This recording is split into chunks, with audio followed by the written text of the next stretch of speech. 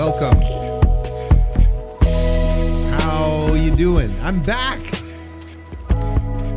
I'm back doing streams. They didn't get me.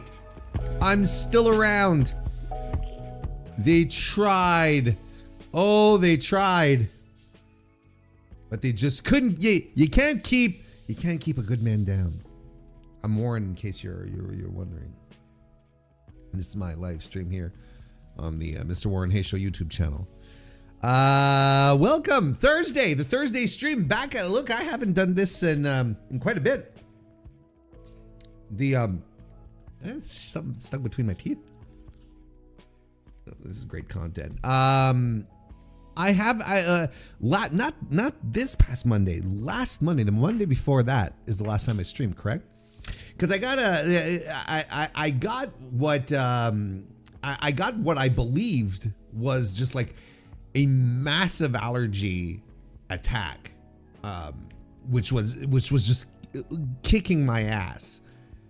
And it's like just knocking me out and making me sleepy and so on and so forth. But no, like I had just a nice savage little cold that decided to kick my ass instead. Yesterday was actually the first day where I really did start feeling better.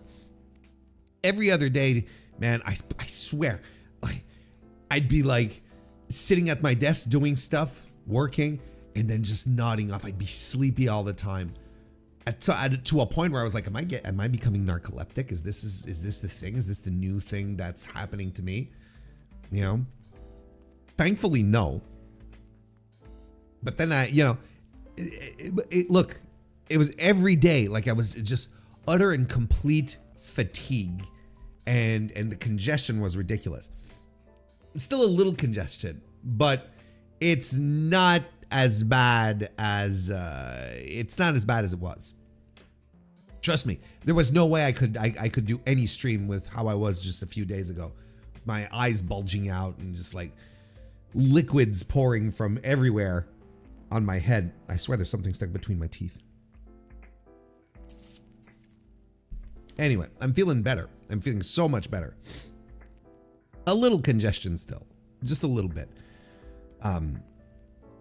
But it's night and day. I'm feeling really better, and hot damn, I'm ready for some streaming too. I'm ready for some streaming. I'm so excited.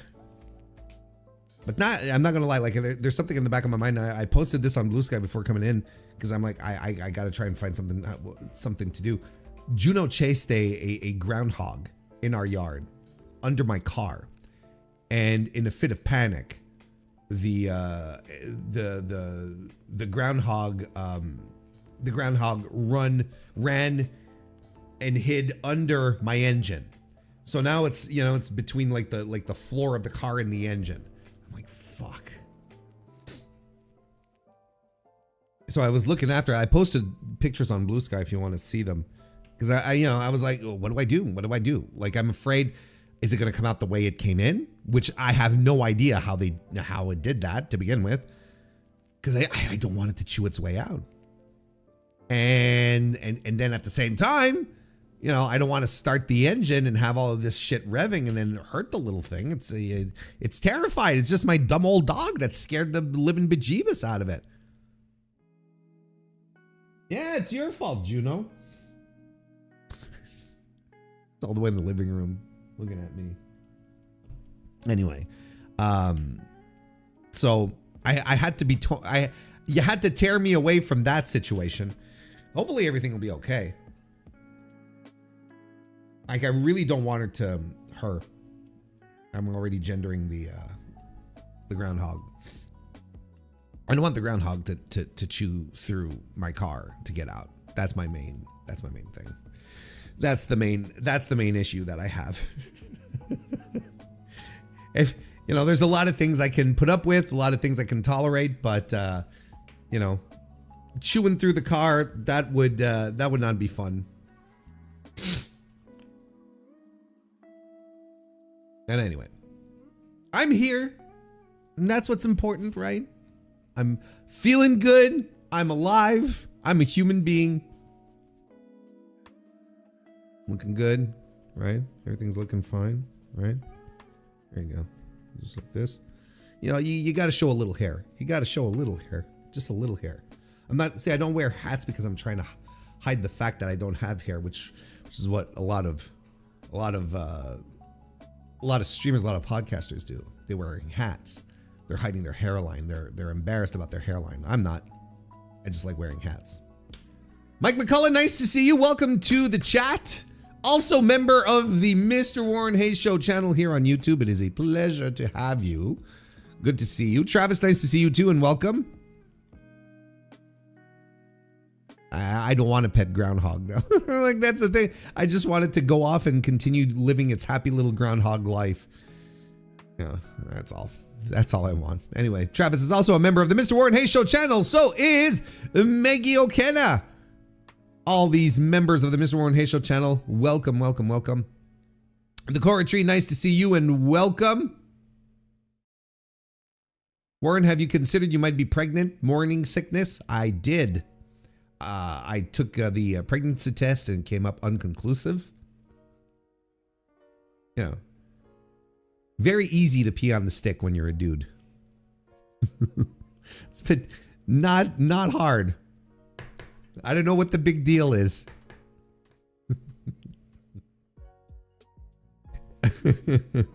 Pedro the Fifth, nice to see you. Welcome to the chat as well. Oh boy. So yeah, I mean, look, it's been a busy few, hasn't it? Right? There's been a lot of stuff going on, and I'm just realizing there's I changed browsers recently. Well, this week I changed browsers, so there's a lot of my my usual things which aren't logged into, and I was heading over to Patreon because I know I'll be talking about stuff relating to Patreon, and I just realized that I haven't logged in since, and there we go. Now I'm okay. I got everything settled up. I changed browsers. I used to be, I was on the Arc browser, which is a browser I adore. Like that, it was a browser I enjoyed using so much because it really did maximize like it really did work to maximize the amount of screen real estate you have with your browser, and with the sidebar, with all of your bookmarks and stuff, instead of having the bar at the top with all the tabs, which I always thought wasn't ideal, wasn't optimal when you're opening multiple pages. Sidebar is so good, and you can collapse it and whatnot. But the company behind it stopped support for it because they wanted to develop an AI based browser or something. I don't know. And I finally found an alternative because the Arc browser this week crashed as I was trying to do an online purchase, like something very, very basic, like through a Stripe account, where it's like, okay, and it crashed, my transaction caused the Arc browser to crash so hard that I had to delete it off of my hard drive and reinstall it. And then I went back to try the thing again, and it did the exact same thing, and I had to reinstall it. So I was like, no, fuck this shit. I'm gonna go find another alternative, and I found the Zen browser, which is tremendous. And I was a little worried because it's not on Chromium. It's not a Chromium-based browser. It's on the Mozilla one. It's based off of Firefox essentially. But yeah, I was hoping that everything, but like so far so good. All the extensions that I use are all available. I was like, that's not that big a deal, isn't it? It's not that big of a deal. And it's like, it's exactly like the Arc browser. It's exactly like the Arc browser, except it's being supported. So, it's like it's being maintained. So there you go. Why was I talking about that? Oh yeah, so that's why I needed to log into Patreon, and it's just something that I do mindlessly. And I'm like, oh wait, I'm not logged in, so I have to log in. And there you go. Super mundane, super duper duper mundane.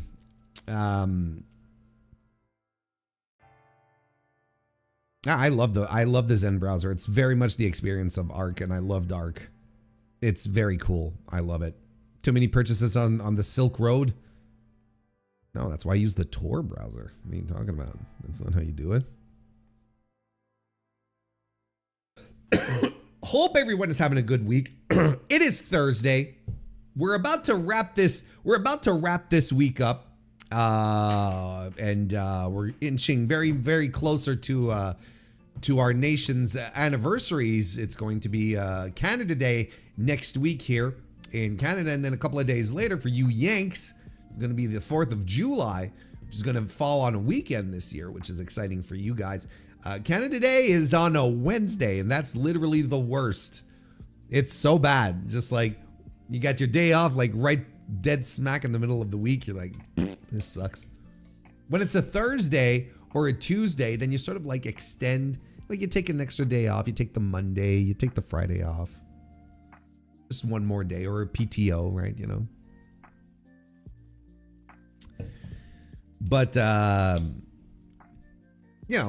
you can't do that. Well, you can, but then you're also wasting everything on you're wasting 2 days. So it kind of sucks. Anyway.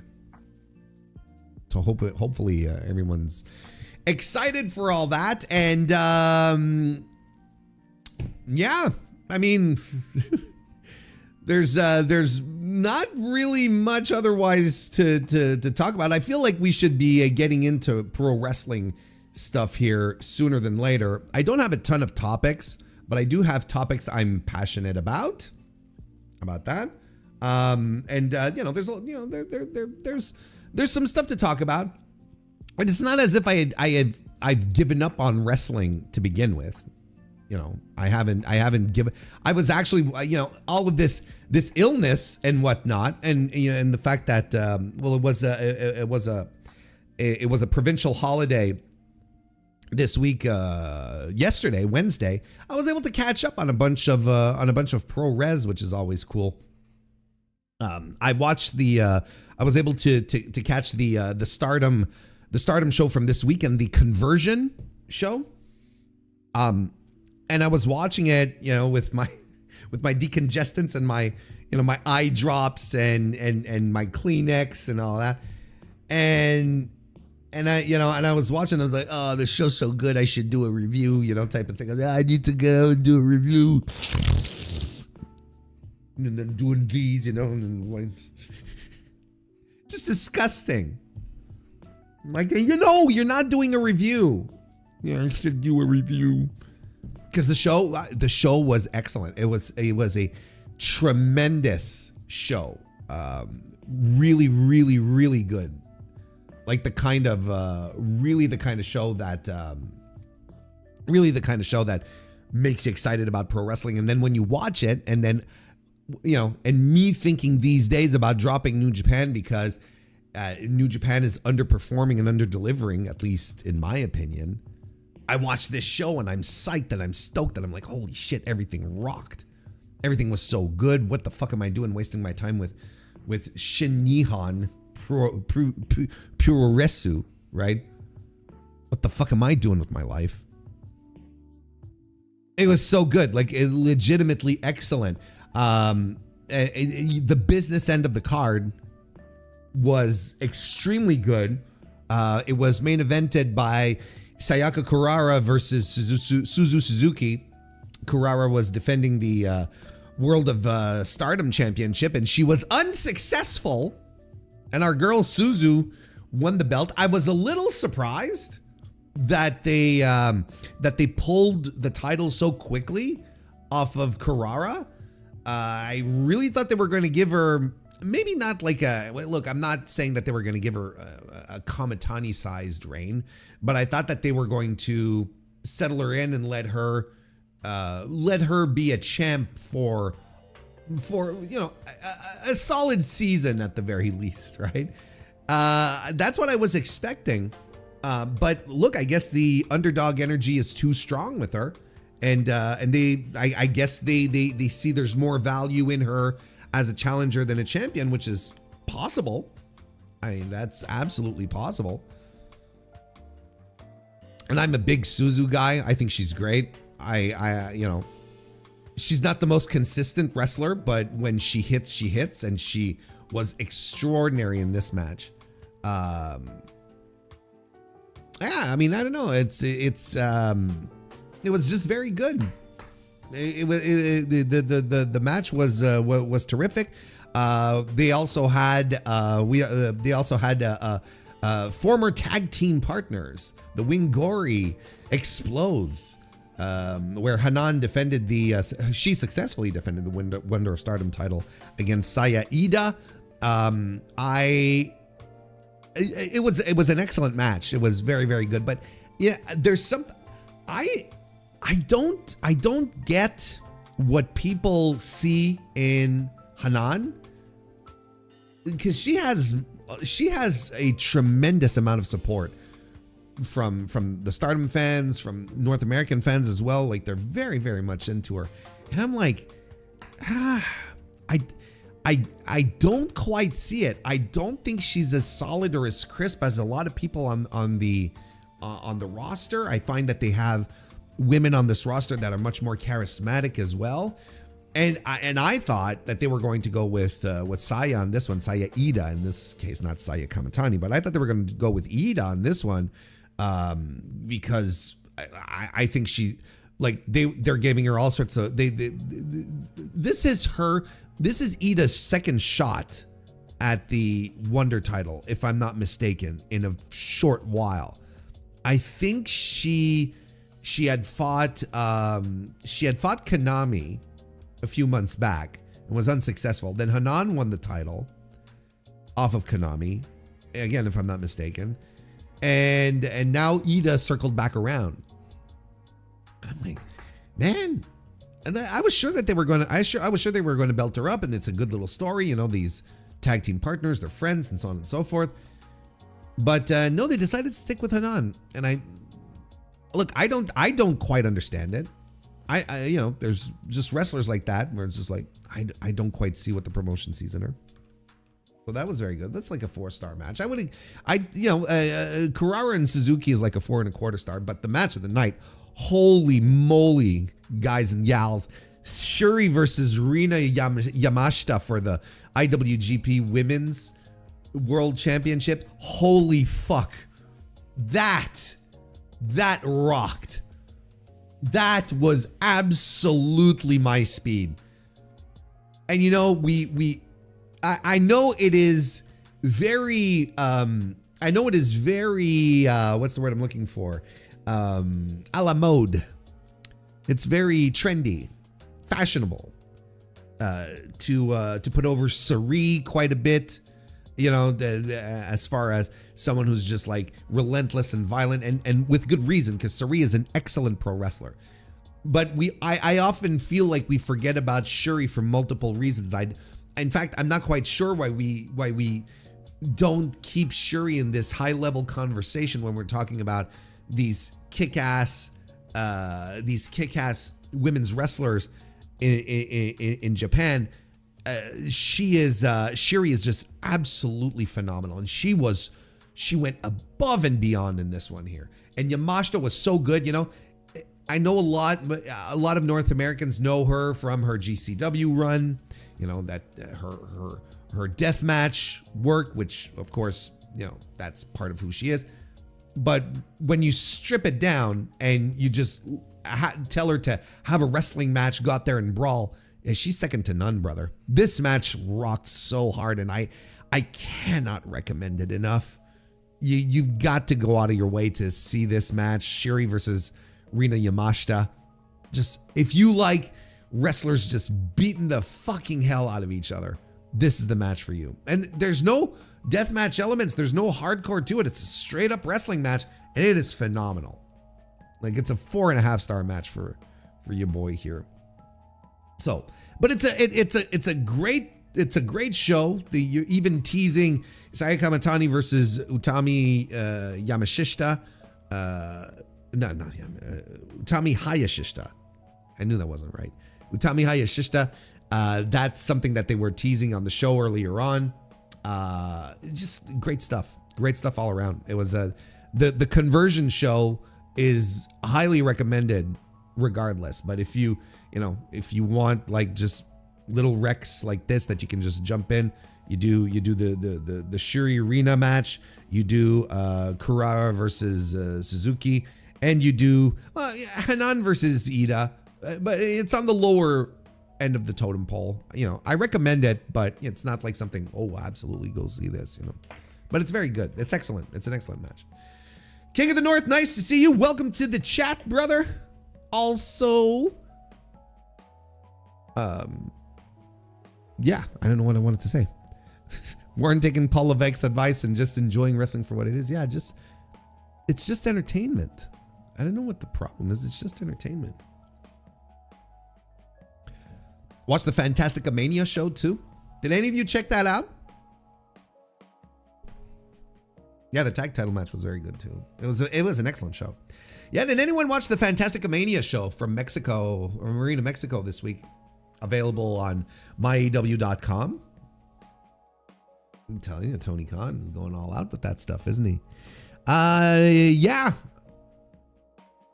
I thought it was boring. I didn't think it was a particularly good show. I thought it was kind of dull.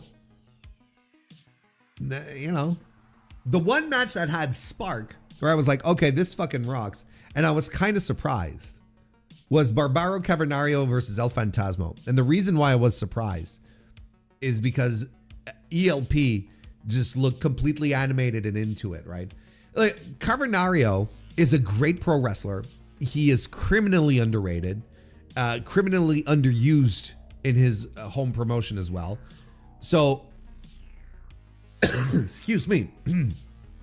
So I was not surprised that he was able to get something good out of ELP, bring him up to his level. It was fantastic. Like, it's a 4-star match. It was really, really good. It was the match of the night by far. It was the match of the night by far. The main event, the trios match in the main event was, it was all right. Mystico and Tiger Mask and Blue Panther versus Averno, Black Tiger, and Volador Jr. Excuse me. Like I said, I'm still a little congested and whatnot. It was all right. It was all right. It was fine, but I'm, not particularly excited about it. The Chavez brothers against Sonata and Dick Togo, that could go kick rocks. Rina versus India Siu. Look, India Siu tries her best every time, and it just didn't click with Rina. It just really didn't click. Look, it wasn't a good show. It really wasn't a good show.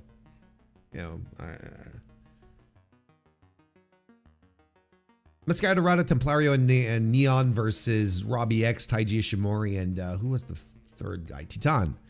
That was all right. That was good, but not sitting around going, wow. I don't know. I thought it was a boring show.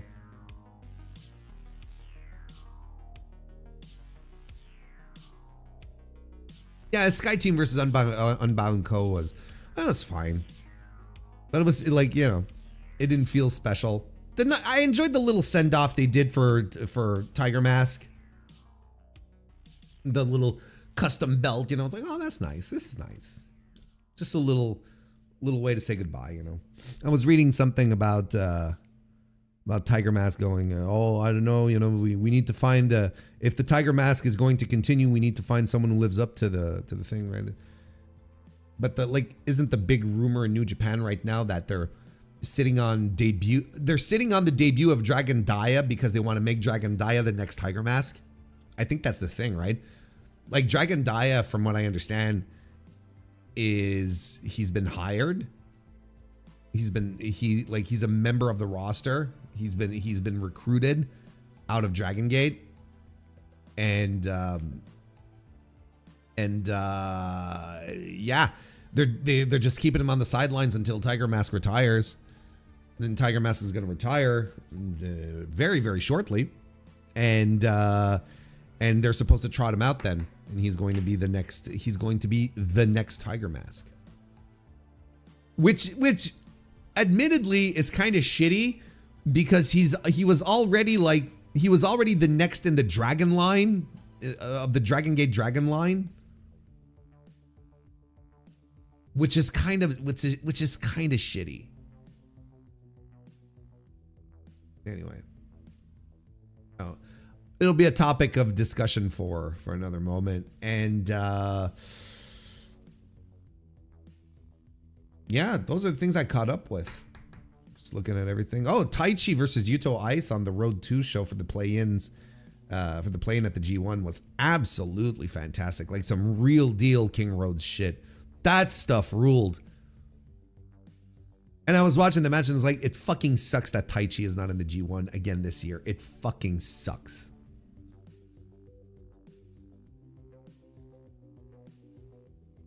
It really does stink. Yeah. But he got a great match out of Yuto Ice, who you know, we're going to see more and more of this as the tournament goes on, because obviously Yuto Ice and Asuka are going to be in singles matches, but I feel like Yuto Ice gets gassed really quickly. I feel. But anyway, regardless, that match absolutely ruled. Like a 4 1/4 star match from me. It was fantastic. I'm almost excited for the G1. It almost got me pumped up for the G1. Did you see that Aaron Wolf guy versus Yoshi-Hashi? I did. I thought it was a great match. In the great Aaron Wolf debate that is ongoing and never ending, right? Because that's just how it goes. I don't see exactly what the problem is. Like the apologists. That's mostly what I'd call them. The apologists who would make up excuses for New Japan not pushing Aaron Wolf out the gate. They would say, oh, well, clearly he's not ready, right? Clearly he's not ready to go. He still needs some work, and they're putting him in these House of Torture matches to smoke and mirror him and, you know, get him used to stuff and whatnot. And I was like, bullshit. This is all bullshit. You know, first of all, if he's not ready, don't be putting him on TV to begin with. And second of all, he's not going to learn jack shit fighting Yujiro and Ren Narita with their wrenches and push-up bars and, you know, and whiskey mists and ringing the bell and the dick-to-dick contact and all that fucking bullshit. He's not going to work. He's not going to learn anything. And then he goes to he gets the play-in against Yoshi-Hashi, his first like real singles match in New Japan against someone who is not in the House of Torture. And I thought he did exceptionally well for a guy, particularly, I should say, for a guy who has been at pro wrestling for not even a year. He hasn't been doing this for a full year yet. And he looked tremendous. I don't know what the issue was. Of course, Yoshi-Hashi, he's a great guy to have in that spot. But this match rocked.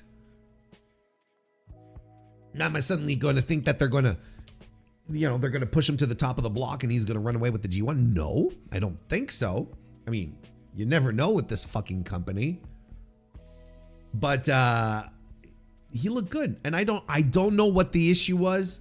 I can, if we all felt that Aaron Wolf became a secondary consideration in New Japan, I don't think it was because he was physically not ready. I think he was just saddled with some bad decisions and some poor creative that kept him in the dark for the first 6 months of his career.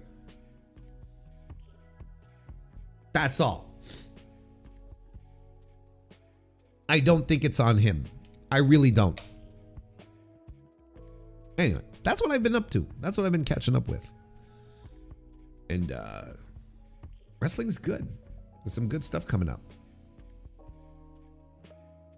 I'm kind of excited to see what's going to. I'm kind of excited to see how the G1 is going to pan out. But we'll have time to talk about that very, very soon, especially when we get when we get the full spectrum out there. Then we'll be able to really crack our knuckles and get to it. So hey, thank you everyone for being here. I appreciate it tremendously. Leave a like on this stream if you haven't already, and build the good news in regards to the Mr. Warren Hayes show stream. There was no Mr. Warren Hayes show this week. There was nothing recorded. There was nothing I was going to do, but I did do the Dynamite review from last night. I did it today. I'm back on the schedule. Everything's all right now. I reviewed last night's kick-ass edition of Dynamite, the go-home show to Forbidden Door. We are going to be previewing Forbidden Door later on stream here. So sit back and relax, childrens. We've got that coming up. And yeah. I mean, that's pretty much it. Look, I'm going to be completely honest in chat. I want you to be completely honest with me as well. I am thinking about scrapping the Mr. Warren Hayes Show podcast from YouTube completely. And I'll tell you why. It does, like, the podcast does fine on the audio side of things, but on YouTube, it's not getting a lot of traction. Not a lot of listens and whatnot and views and what listens. Listen to this guy. Not a lot of views and whatnot. Not getting all that much traction.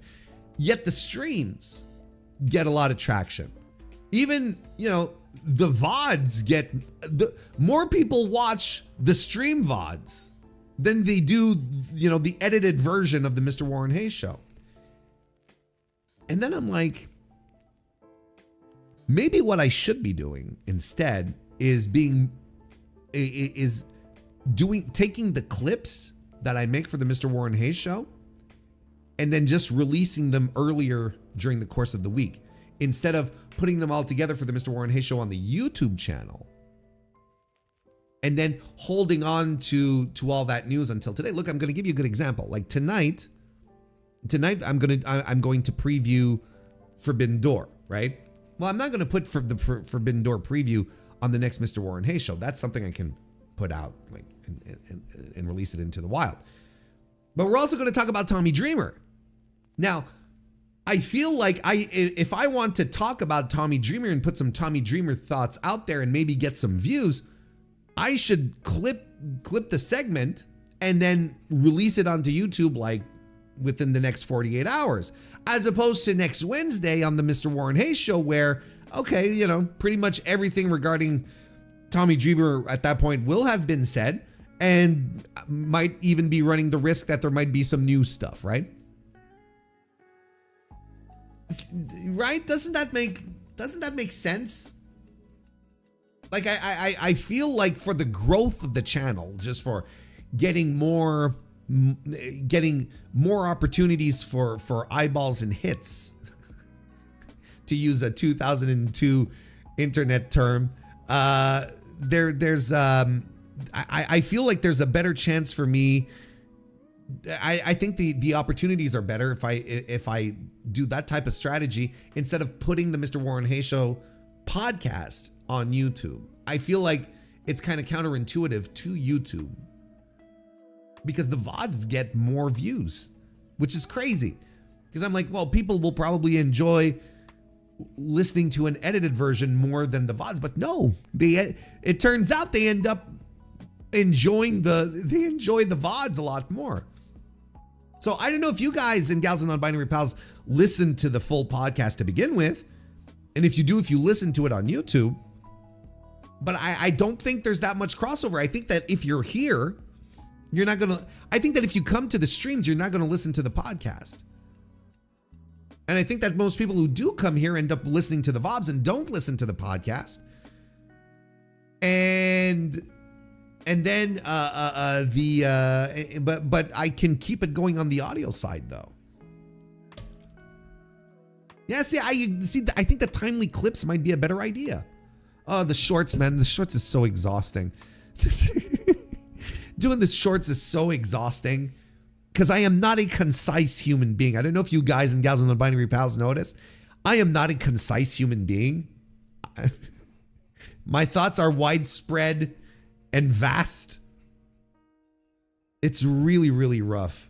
But I was very resistant to the shorts, and I still am. But you know, everyone I talk to say it's good for the algo. It's good for search results, for SEO. You put yourself out there. The short stuff, it's important too, Warren. You can't neglect that. I'm like, my dream would be to be able to afford an editor to just fucking flood the internet with shorts of me. That would be my dream.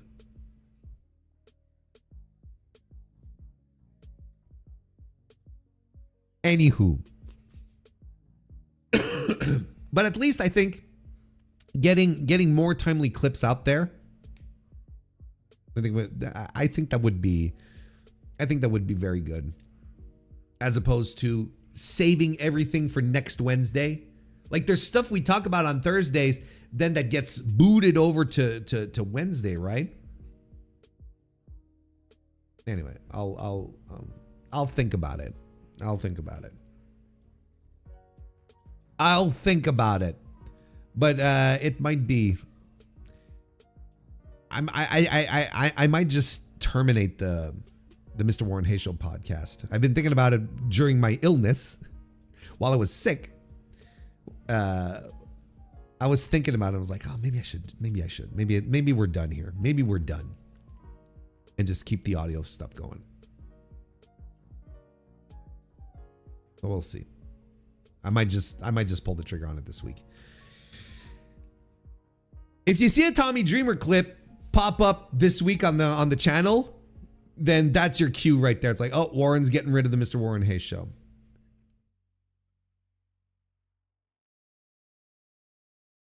I'd say make about three or four shorts every stream, and it will be more valuable on. Yeah, you're right. Like that's the thing, Miggy, is like you're absolutely right. But Jesus Christ, I find it's hard. It's so difficult. I find it so incredibly difficult. Because I'm always thinking about, oh yeah, I'm saying this, but there's context from 5 minutes ago that, I'm like, no, it doesn't matter. And I know like there's been moments where I do bursts of them. I'm like, okay, I'm super motivated and I'm doing it. And then I'm like, wow, this is a lot of work. Fucking sucks. Ugh. The Mr. Warren Hayes Show is considering a content reduction designed to streamline operations and sharpen strategic focus and profitability. Undergoing layoffs. Yeah, correct. Juno, you're fired. You're fired, Juno, for chasing a groundhog under my engine. Now it's stuck there and I hope it doesn't chew through my fucking car to get out. Oh. I post your shorts on some of the worst subs on Reddit, like Squared Circle and Reddit, to piss people off. You know what? That's complimentary. Thank you. BL Juggalo, nice to see you. Welcome to the chat.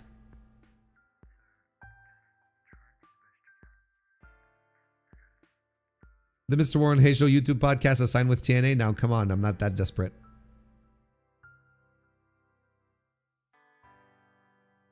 Smoke the little guy out? No. No. I'm not. Poor little guy. He'll be fine. I'm sure he'll be gone by the morning. He'll have hit the bricks. Man, okay. We gotta start. We gotta get going here. Thank you everyone for being here. And do remember to leave a like on this stream. Not only 4 of you have. Now, that's preposterous. I know most of you here right now have not liked this stream. This is ridiculous. Ridiculous. I'll turn the engine on. See, I'm afraid that there's going to be like, things are going to start to spin. Like, I don't know how cars work. There's things that spin. Doesn't the crankshaft spin? Is the axle going to... Then it'll shred him, and I'm like, I don't want to kill him. And he looks like a tiny little guy too. He just looks like a tiny little guy. Doesn't even look like a full-grown guy. He's like a little guy. That's enough. That's enough of all of that. That's enough of all of that, because we got to get kicked. We got to get going here. Whoa, relax there, Jack. Calm your tits, man. I know you're excited. It's been a while.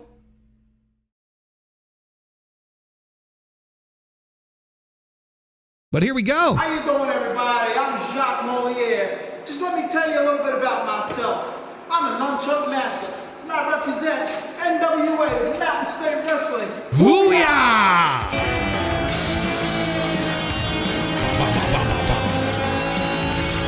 Marvin, nice to see you. Welcome to the chat. I did hear about the return of Perros del Mal.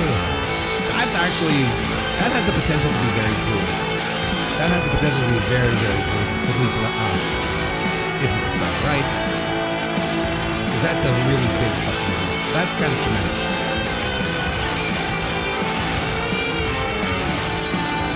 Nice to see you, Patrick. Welcome to the chat as well. Patrick is also a member of the Mr. Warren Hayes Show channel. By the way, members of the Mr. Warren Hayes Show channel will have early access to my AEW Forbidden Door 2026 review, which is going to be happening this weekend, of course. It's going to be available for all the plebeians and all you freeloaders out there, of course.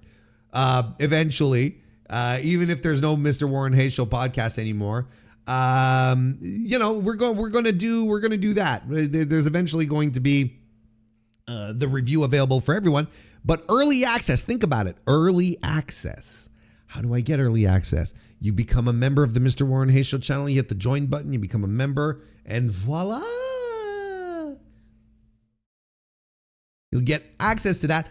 I will be recording it on Monday. So programming note, there will be no live stream this Monday. Since the pay-per-view is on Sunday, I need time to record it. And that is going to happen Sunday evening. In lieu of the typical Monday night stream. So no Monday night stream, but members of the Mr. Warren Hayes Show channel, they'll be rubbing their hands together and smacking their lips going, can't wait to get this Forbidden Door review. Well, there you go. That's going to be on Monday. It's going to be this Monday. All right. Here's our docket for tonight. You see, very simple. Not a lot of stuff here. But a full show nonetheless.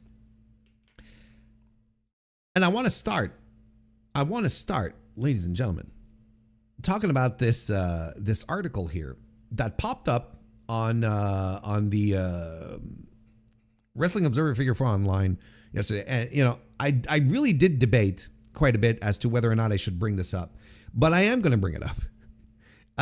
It's an opinion piece that was written by Jeff Moss over on the site called "Wrestling is Great, but No Longer Makes for Great TV."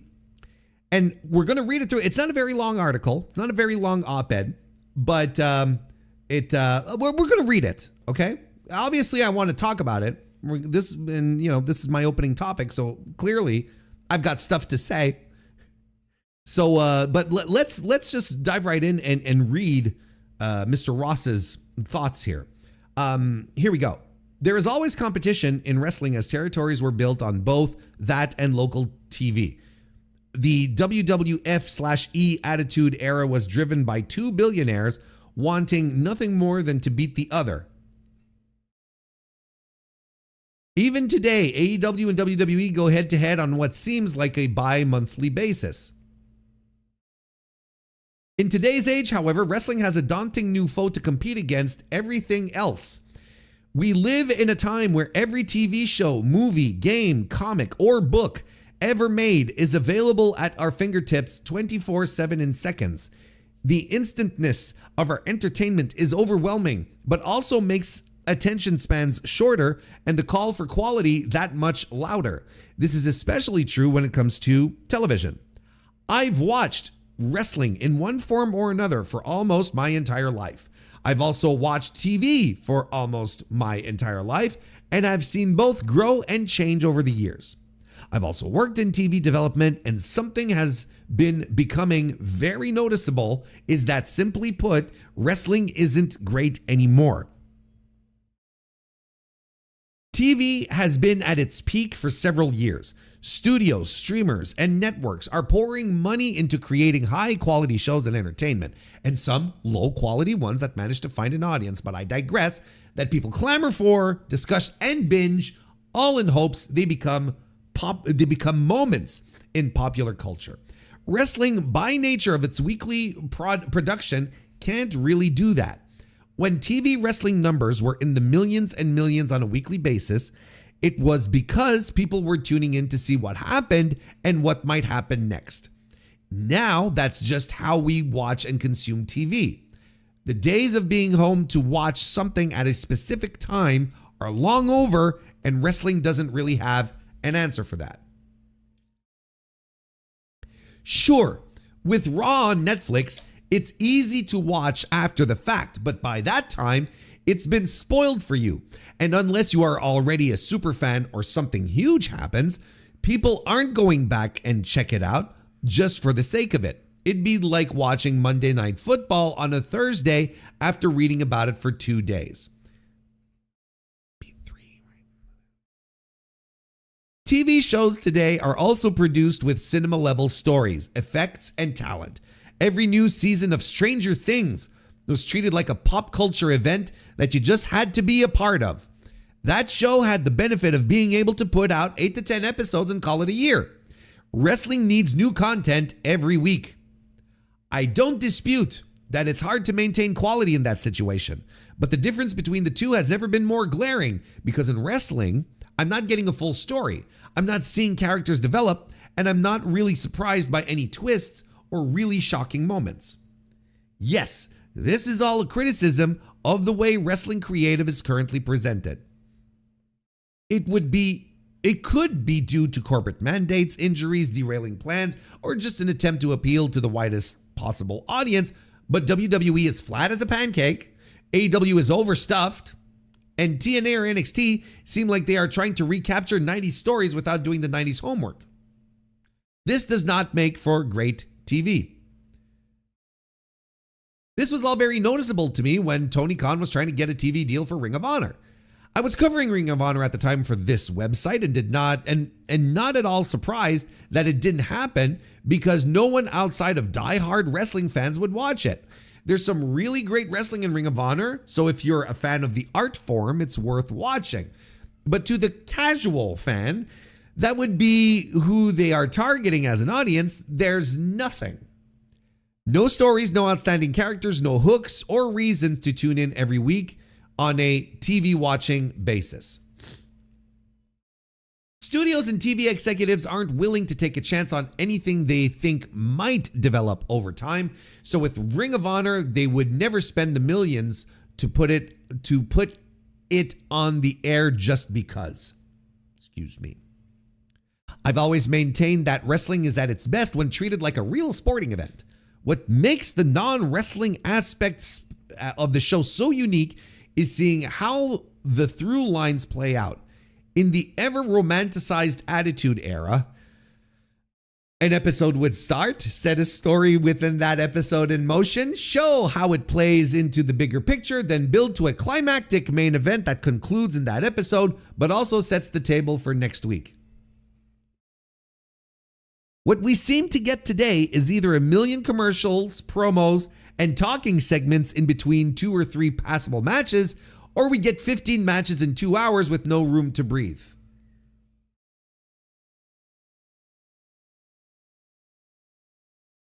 What all this old man complaining is saying is that wrestling as a TV show has the unique opportunity to showcase things that no one else on TV can.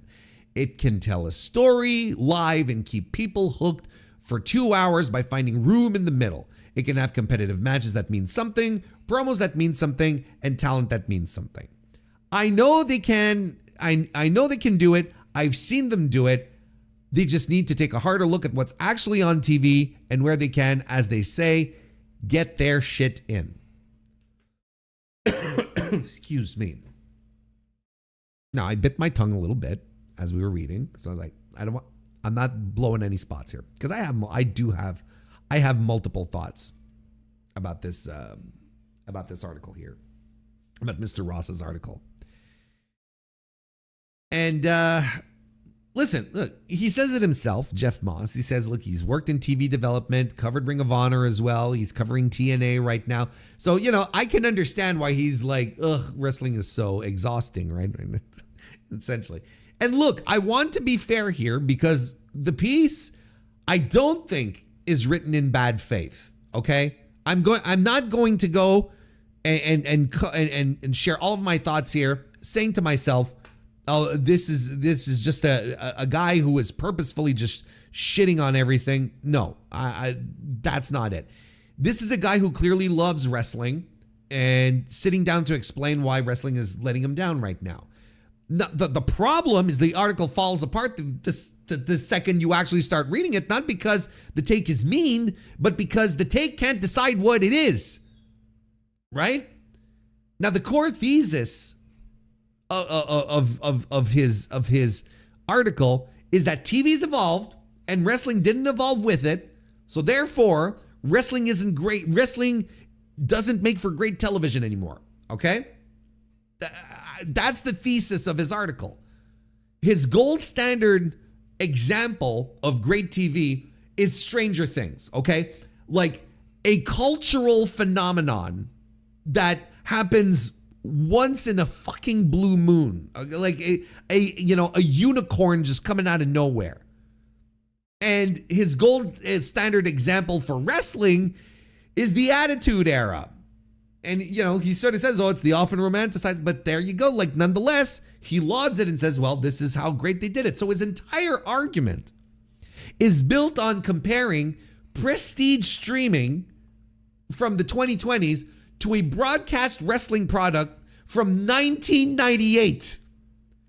Those are two completely different animals from two completely different eras. And he's shocked for some reason that they don't behave the same way.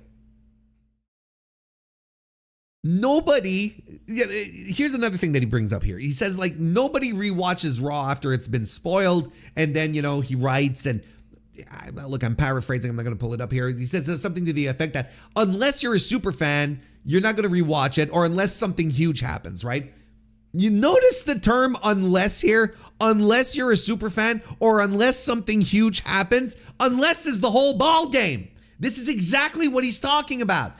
He just admitted that compelling content does draw people back, which means the problem isn't the format. The problem isn't wrestling. So you're a super fan, you enjoy the content, right? Or something big happens, you'll go and rewatch it.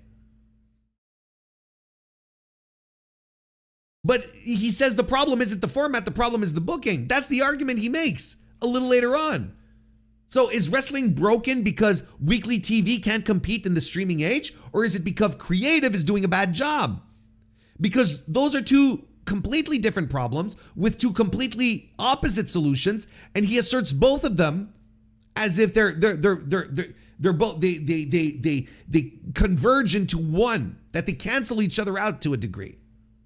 You know, essentially, like his article is a draw on that level. Now, there's a part of this here, and again, I don't want I don't want to necessarily talk about him. It's not even I don't want to talk about it. It's more like I really don't want to approach this as if he's bad faith. But, you know, okay, bear with me here. This is kind of bigger than the article itself. And longtime listeners of what I've done will have heard this argument before. Wrestling is the only form of entertainment on planet Earth where its fans wish it was something else entirely different, right? It has to be comedy. It has to have great drama. It has to have music. And like, wrestling can't just be wrestling. And even in the minds of wrestling fans, wrestling can't just be wrestling. You know, it's as if, what if sci-fi fans sat around wishing that there was more cooking competition elements to their sci-fi shows, right? I mean, that wouldn't make sense, right? Football fans do not tune into the NFL, you know, for better character development of their quarterbacks, right? Nobody does this watching their thing, hoping it was someone else more than we do. Only in wrestling do you get a guy whose highest compliment to the art form is, and he quotes here, that it should be treated like a real sporting event. Like, and that's my opinion too. You guys know this. I am very pro sports-based presentation, right?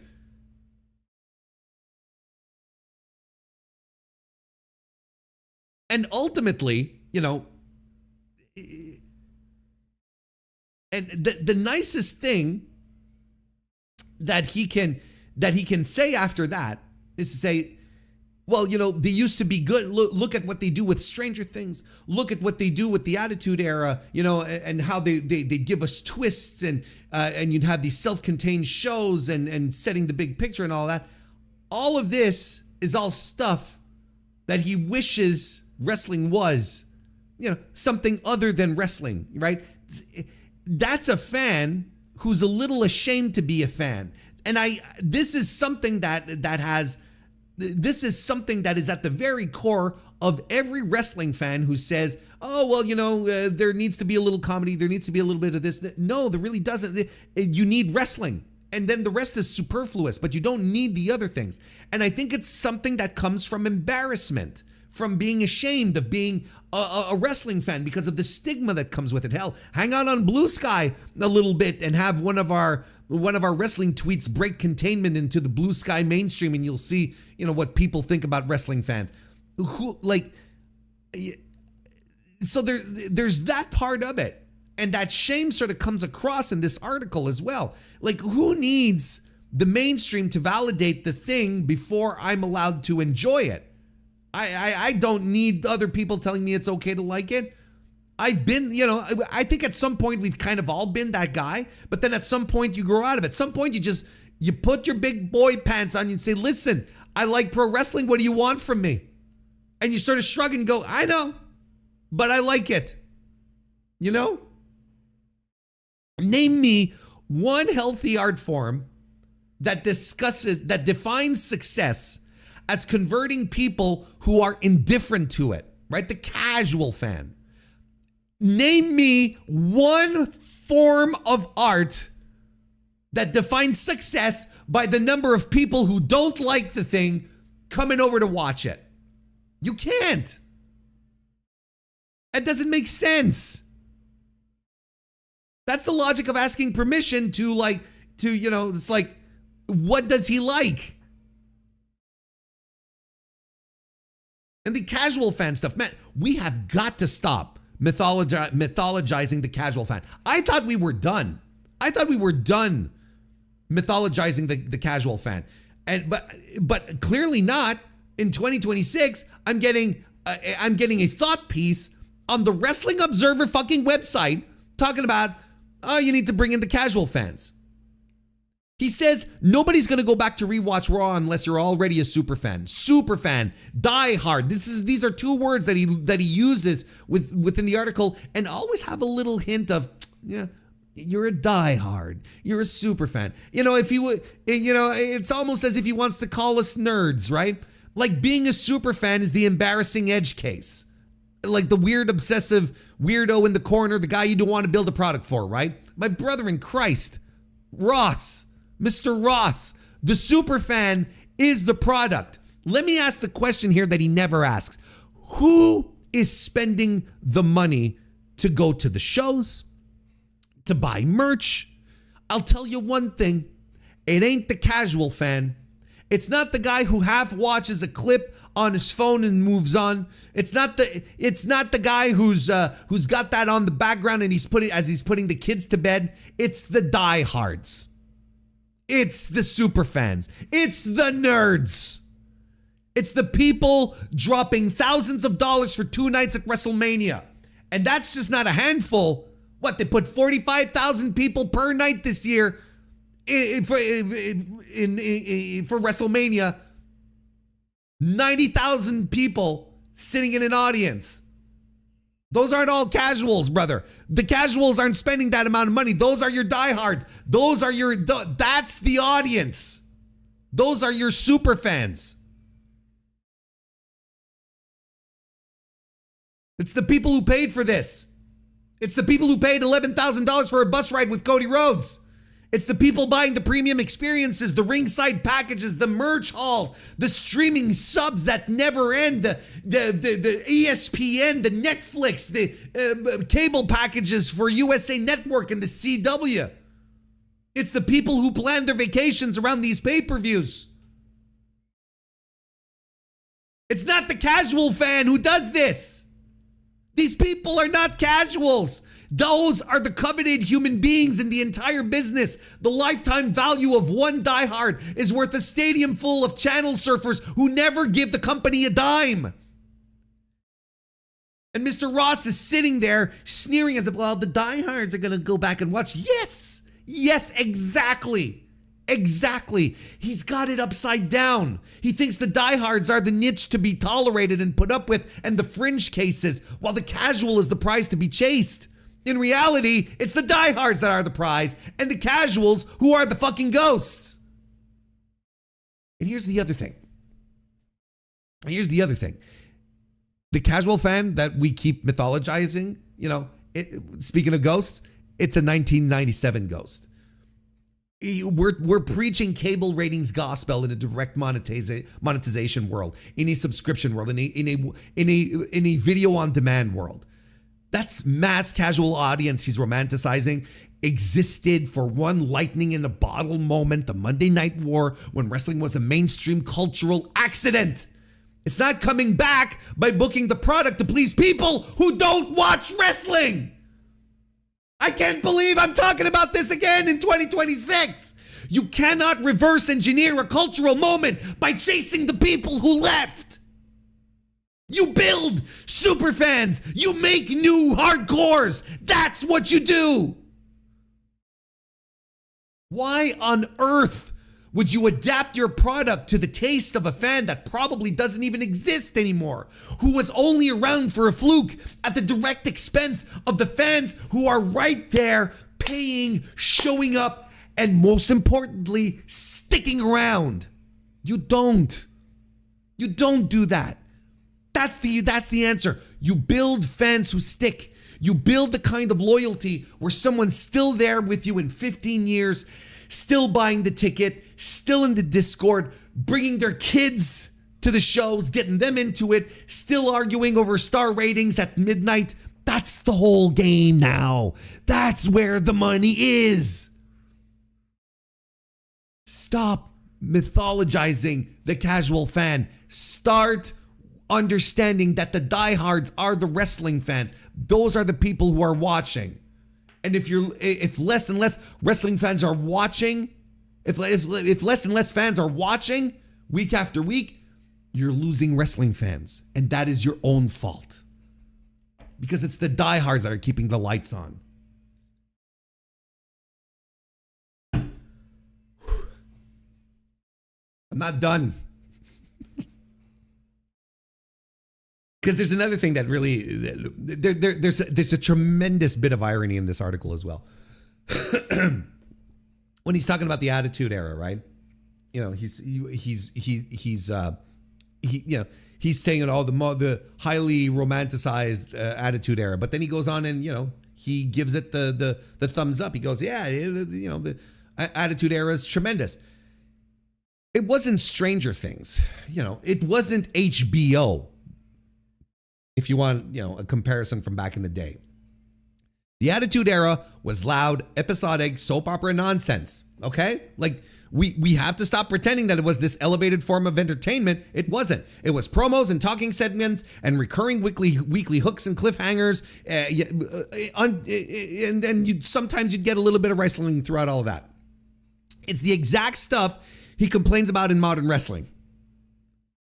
It didn't work because it was cinematic. It worked because it was maximally wrestling.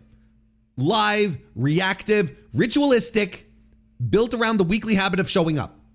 Wrestling has always peaked when it leans hardest into being wrestling, and it's always at its weakest when it's cosplaying as something else, something better, classier. That's exactly it. So when he holds up the Attitude Era with one hand and Netflix and the Netflix prestige model in the other, and he says be more like both, he doesn't realize that the two hands are slapping each other. It's like or type of thing.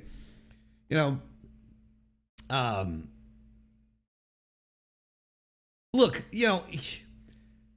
if there's one thing that I do agree with him about, it's the idea, it's when he talks about that wrestling needs to be, wrestling is at its best when it's treated like when it's treated like a sports-based product, right? And to me, yes, 1,000 times yes, this is the truth. This is something that I've parroted multiple times. That's where wrestling started. That's the foundation. That's, stakes that you can read without a single word of dialogue, wins and losses that pile up and mean something, rankings, records, consequences. This match matters because of what happened in that match months ago. New Japan, when it's at its best, that's what it does. There was a time AEW was doing this and it was excellent. It still kind of sort of does it, but not as good as it used to. It's the basis of the entire forum, and he's pointing at something real and very load bearing, and when he brings it up in his article, and I'm nodding along, I'm going yes, but then he goes in the same breath, he goes, yeah, but I want twists, I want surprises, I want character development and full stories and shocking moments. I'm sitting there and going, my guy, what do you want? Do you hear yourself? Because here's the thing nobody tells you. Sports presentation and twist-driven storytelling are not the same wish list. They pull in opposite directions.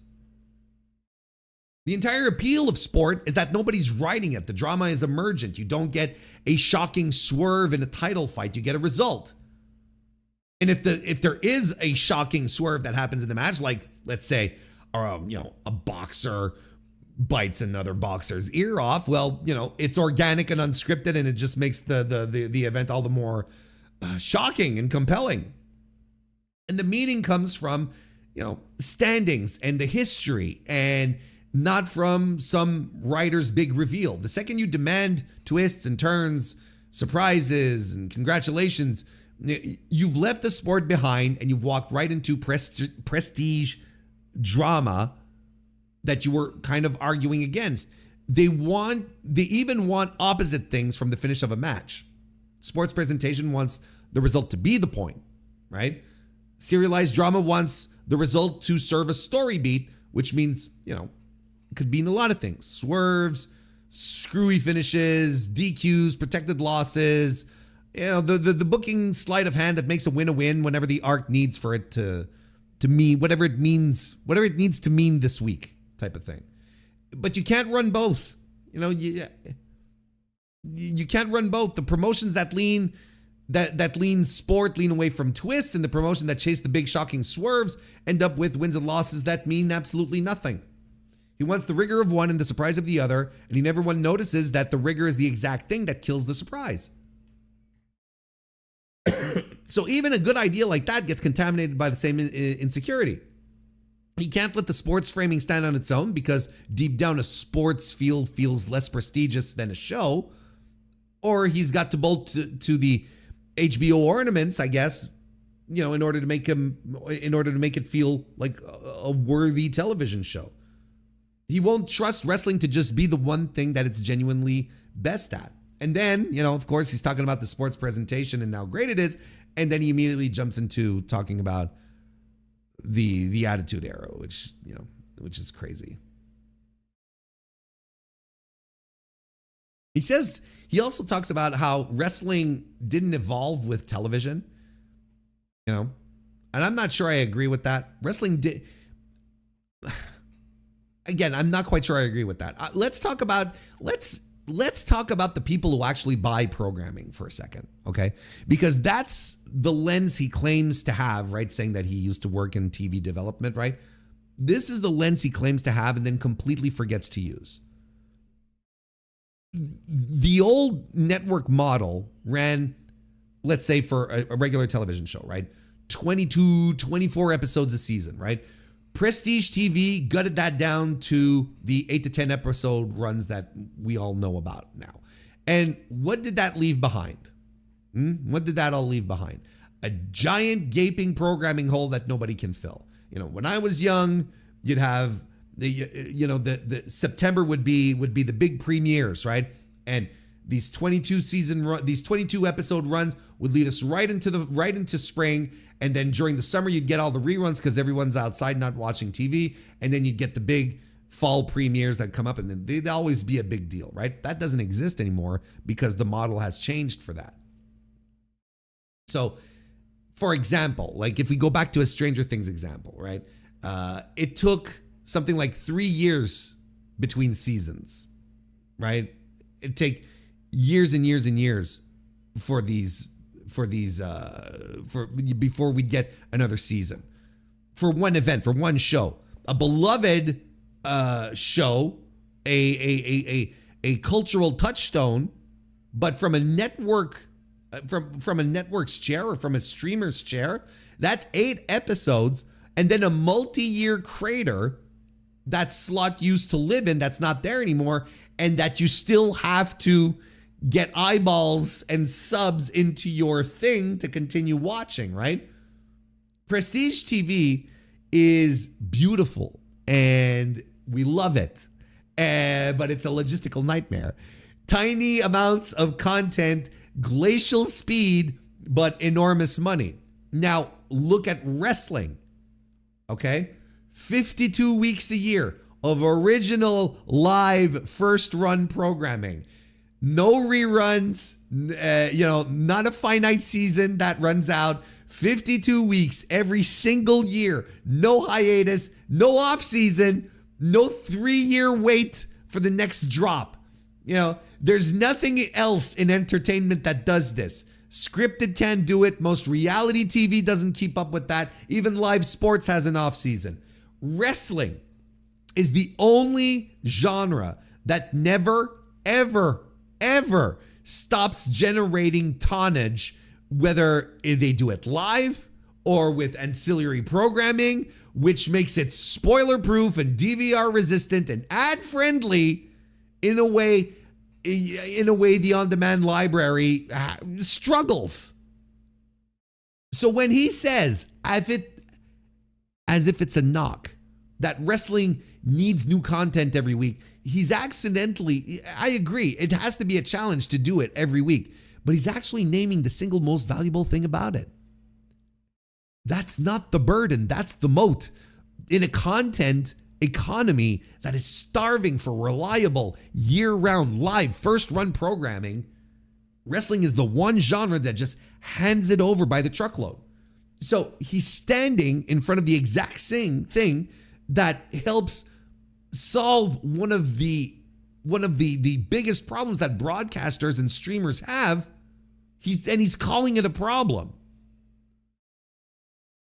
And you don't have to take my word for it. Like we said, thinking about the people who are making the decisions about what ends up on their networks and whatnot, the checkbook has already voted, folks. Netflix didn't pay a reported $5 billion plus for Raw because they wanted prestige character arcs, right?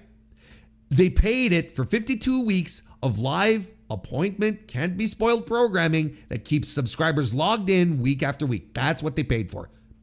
If that's what they're getting or not, that's another discussion, but that's what they paid for.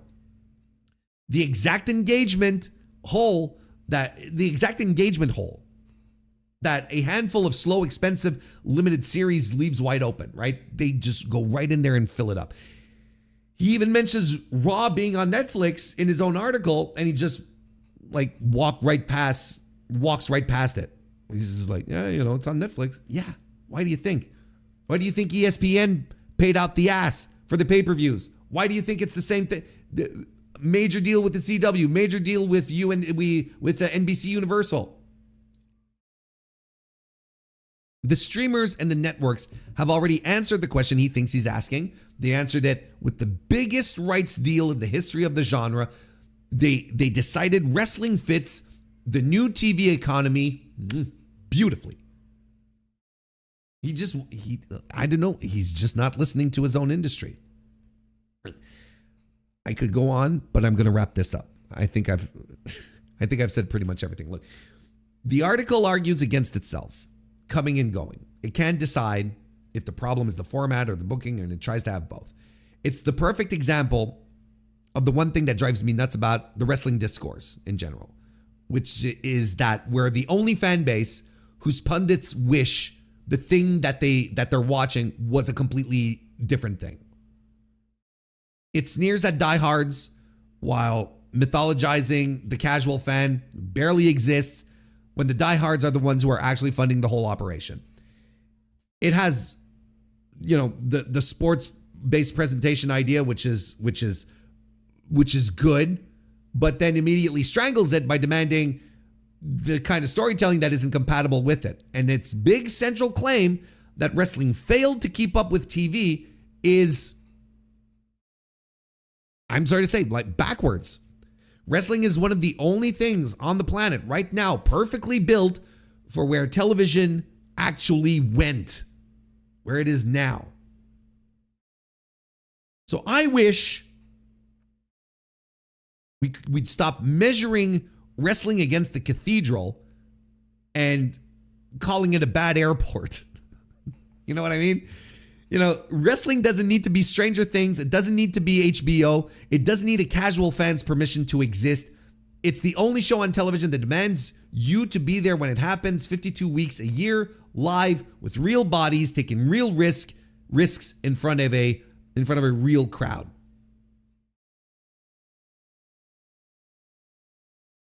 That's what I think.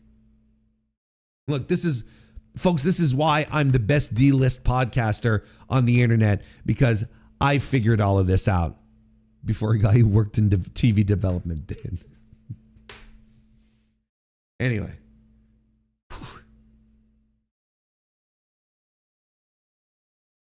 We got that out of the way.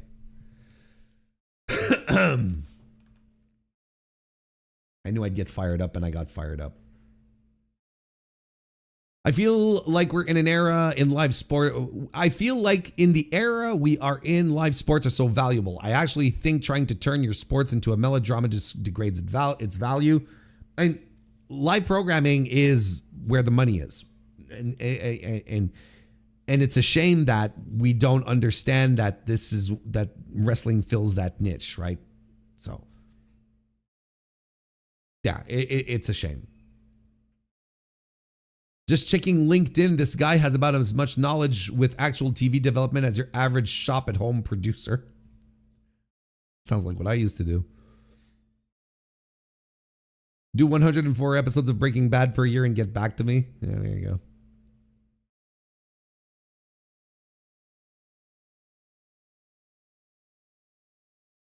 Silver Apocalypse, nice to see you. Welcome to the chat, brother. Hope you're doing well. Wrestling fans' obsession with the fan base itself is so bizarre, and the argument that they wanted to succeed. I wanted Arrested Development to succeed. I didn't want them to change anything to attract more fans and not get canceled. I mean, you know, I agree. You know, I think part of it, I think part of it is that it's embarrassment. I think just a lot of fans are embarrassed to be wrestling fans, and they're like, well, you know, if it's if it's more like Saturday Night Live, then people will be more apologetic about it. But I don't know. Just be comfortable in your own fucking skin. Kristen Ashley, nice to see you, darling. Welcome to the chat. You member of the Mr. Warren Hayes Show channel, you? By God, nice to see you, RJ Bigaboo. Welcome, welcome, welcome. All right. Let's go back over here. Let's go back to our board. Oh boy. So as many of you know, I've been away for the past week or so, a little over because of a cold that just would not give up. And a lot of things happened to Tommy Dreamer. I think the last time that we streamed, we had talked about Tommy Dreamer being released from TNA. He insisted on the morning breakfast show that he has called Busted Open. I legitimately couldn't remember the name for a second. I was like, I had breakfast in mind. I was like, it's not breakfast, Warren. You're being stupid. He said that it was a mutual parting of ways. It sounded a lot like a fucking firing to me. And he decided this week to look. I don't know how Busted Open works. I don't know if Tommy Dreamer shows up once a week, every day, every second day. I don't know what his schedule is, and I don't care. I'm not. It doesn't matter to the point that we're trying to make here. But he decided this week to talk about how to talk about his tenure, and mostly he talked about his booking of Mike Santana and the World Championship at Slammiversary last year. And look, in fairness, this is not necessarily the worst thing that has happened to Tommy Dreamer. There have been multiple people showing up online, sharing their stories about him. Right? One would say trying to cancel Tommy Dreamer, pulling out allegations and things that I don't know if they're true or not. They sound very plausible, especially when some of the things being brought up is like, hey, would you like going up to women? Let's say he's involved in an intergender match or whatever, and he goes up to them and he says, hey, do you want to do a crotch grabbing spot like I used to do with Francine back in 1995? Completely oblivious to the fact that, things have changed a little bit, and maybe women in wrestling don't want to get their crotches grabbed by a 50-year-old out of shape man. So there's a lot of things that have been going around, and a lot of people coming after him to his defense as well. You had even Gail Kim, slightly shading Tom Dream at the same time, and there's been a lot of stuff going on, and when it comes to but what I want to talk about here is not because I want to be dismissive of the claims that are being put out there, which some of them are just downright disgusting, and others are like, man, this is really shitty. Like the referee kid, and so on and so forth. And then had to deal with Jimmy Corderas. Who wants to deal with Jimmy Corderas on fucking Twitter? That's reason enough to log off. You're like, Jimmy Corderas is adding me. Yuck. I'm out of here. I want to focus on this quote here that he gave on the Busted Open when he started talking about the booking decision for Bound for Glory, Slammiversary last year. And as you recall, it was a main event of Slammiversary. They had drawn a huge crowd. huge for TNA, right? Because everyone was kind of into the idea of Mike Santana beating Trick Williams to become the TNA champion, and that didn't happen that way. Mike Santana did not win the title. So yeah, and it is a decision that was met with universal disapproval. It is literally the fallout. It is literally the fallout meme. Everyone disliked that. I don't think anyone with their head screwed on tight could defend that. It was the moment to crown Mike Santana. So he decided to walk us through the process here and sort of stick up for his decision. And I want to read it and I want to talk about it. So here he is. This is Tommy Dreamer. Quote, Mike Santana's story. I'm so close with Mike, his daughter, and his family. And when I talk about the internet, everyone wanted Mike to win at Slammiversary, and it's cool. Then what do you do? Then who do you face at Bound for Glory? And when Bound for Glory beats Slammiversary in attendance, you know you made the right decision. It's so easy to make everybody happy, but you have to make people mad to get you to where you want to go. And then when you draw more people, it's like you did your job right, and no one's going to give you that credit. It's a thankless job, but I'm thanked by the people and their text messages. Okay. Let me have a sip here. I am floored by this. I am completely floored because it 100% demonstrates just how completely clueless he is and explains in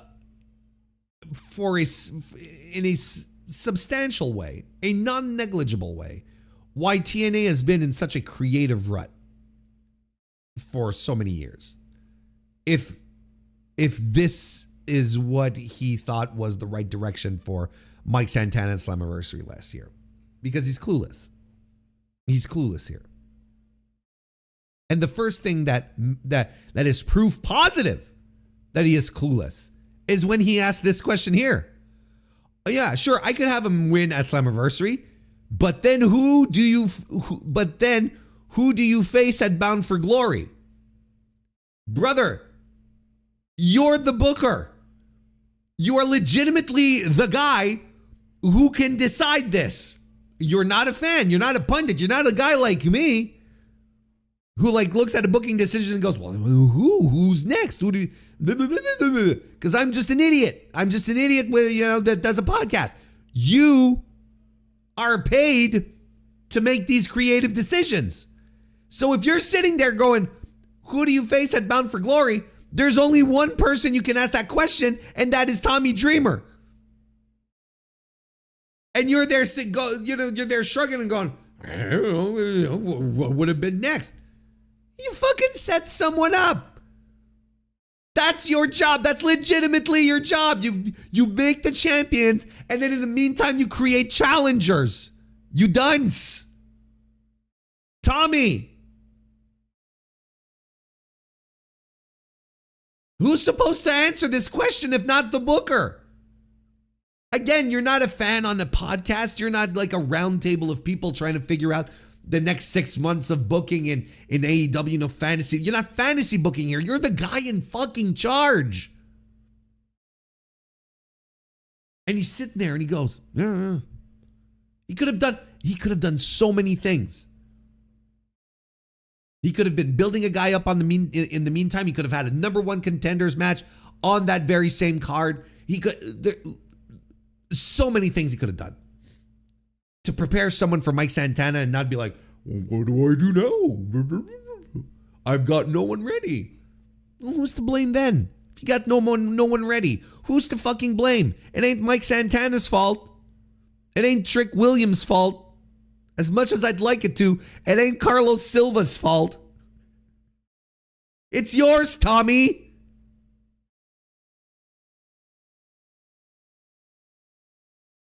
Just a completely out to lunch thought there. Outright admitting Like, I don't know. What do you do? What do you do in this circumstance?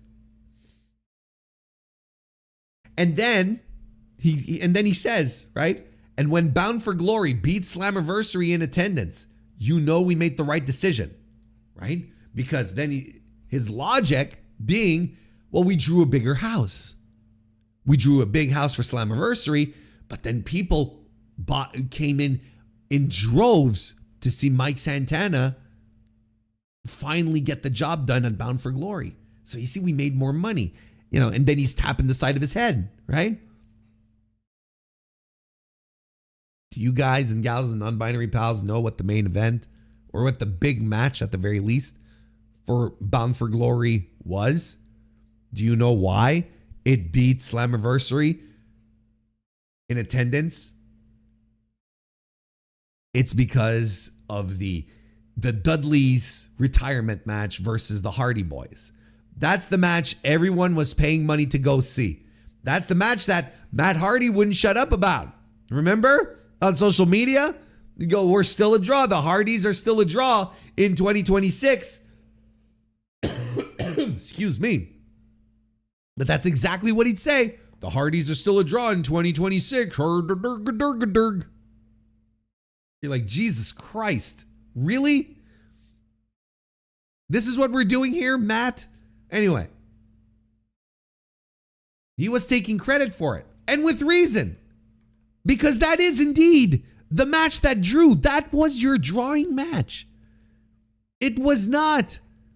It was not people coming in to see Mike Santana finally get the job done. They wanted to see the last match of the Dudleys against the Hardys, the retirement match. That's what they came in for. That was the draw. Now, he can be just saying this to, obfuscate and maybe even take a little bit of credit. It's like, oh, well, yeah, of course, the Hardys and whatnot, but I also contributed to the gate thanks to this. Look at all this great card that I put together because I also put that together. But I promise you, and everyone with a fucking brain knows this. People came in, bought tickets to see that show, to watch the Dudleys and the Hardys go at it one last time. That was the reason why. And we're not going to pretend that this was some incredible master plan. Again, that he's sitting there tapping the side of his head, smiling at the audience. He fucked it up. Tommy Dreamer fucked it up. He fucked it up. He had an opportunity to make to make a star, to make a real deal superstar, strike while the iron is hot with Mike Santana. TNA, a promotion that doesn't have the luxury to stretch out things and test things out and, we'll see the next time around. No, you got to go when the fucking iron is hot. They don't have the luxury. They have to do it now. They have no stars. And why do you think they don't have any stars? Well, we know now because Tommy Dreamer doesn't understand how to do the basics of his job.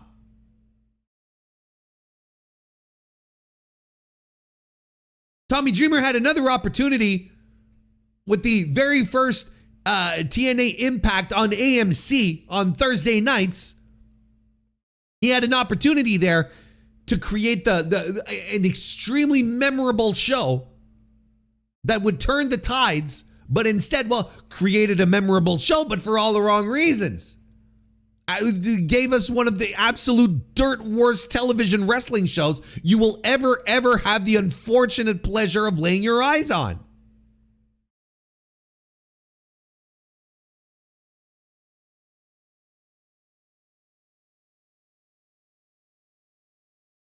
It's a thankless job, but all my buddies, sent me thank yous in the text messages. Who cares what your friends think? Who cares what everyone who has your number saying, good job, Tom, good decision. Who cares? No one cares.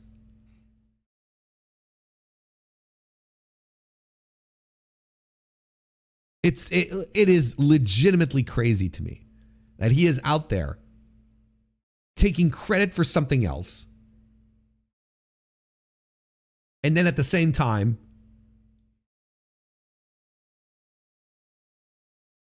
outright admitting that he had no plan. He had nothing ready.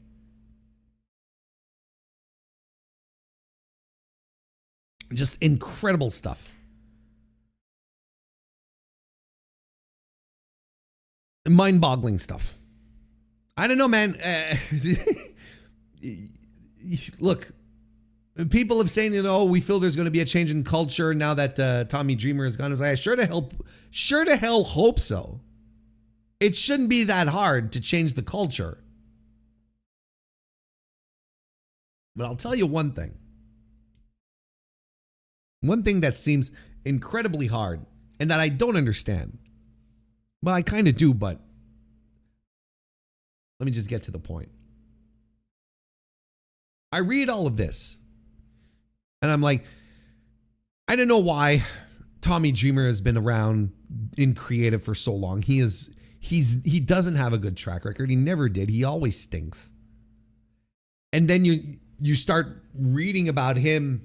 You start reading about the allegations that have been popping up. Like I said, some a little more disturbing than others and whatnot. But all going back to him being set in his ways and things he used, the way he used to do things, the way wrestling existed when he was in his prime, right? Like Brett Lauderdale, right, from GCW, he went to Tommy Dreamer's defense, and I'm paraphrasing here the tweet, but Lauderdale said something to the effect of, you have to understand when you're dealing with a guy like Tommy, his prime was in the 90s and it was ECW, so there was things there that worked, that just stick with him, and he, so years later, in his brain, what worked back then works now. And it's just like, look, you just have to learn to live with it. And I'm like, no, hang on a second. This is where I draw the line. That's a sentiment I completely disagree with. Again, I'm paraphrasing what Brett said, but essentially he was saying that Tommy, there's behaviors that should be excused because it's someone from another era, a relic from the past type of thing. And I'm like, pump the brakes. Again, to be very clear, I disagree with that line of thinking for multiple reasons, but it also underscores a problem that we've had in wrestling for a long, long time that we've, again, talked about during the long tenure of my stuff here on the internet, is that how many years has it been where it's always the same people in charge of pro wrestling? Always the same creative heads that show up everywhere and that were never really successful at what they used to do, and now, but always seem to be able to get these jobs in creative. Look, even when Vince finally left WWE, who's left there? Trips, of course, Paul Levesque. But then you've also got Bruce Pritchard, who's still around. You still got the Doc Hendricks. You've got all this crew of people who've been there since the fucking 90s. And these are the people who are still in charge of pro wrestling. The creative in pro wrestling, the people who are in these positions of power, never seem to rejuvenate, never seem to get moved out of their spots and bring in some new, fresh people, new, fresh ideas. That never happens. That's why, when AEW came into the fold a few years ago, you were like, okay, well, we can start fresh here. We can start absolutely fresh with a billionaire owner who just loves pro wrestling. And then you've got guys who have never been in control of creative, but who've been around and that people really like. Essentially we're counting on you, Cody Rhodes and Kenny Omega and Matt and Nick. We're counting on all of you guys to give us, a new flavor of pro wrestling, something new, something different, from voices that we haven't heard from in the past that have another vision, another understanding of pro wrestling, that have been boots on the ground for so many years, working the indies, working, Ring of Honor and whatnot. Just a completely different approach. That weighs in to some of the reactions that I had back in the day when they were like, oh, well, we've hired Pat Buck as a producer. We've hired Sanjay Dutt as a producer. And I'm like, oh, why is it always the same people? And in many regards, it's nothing really personal. Not that I'm saying that these people are awful. It's more like, can we get anyone new? Anyone really fresh and new? And that to me is ultimately and JCW with Vince Russo is an excellent example. Russo has never been successful solo. When has Vince Russo been? Vince Russo was successful when he was kept under control by Vince McMahon. Because the minute that guy got unleashed, he was exposed for being a fraud.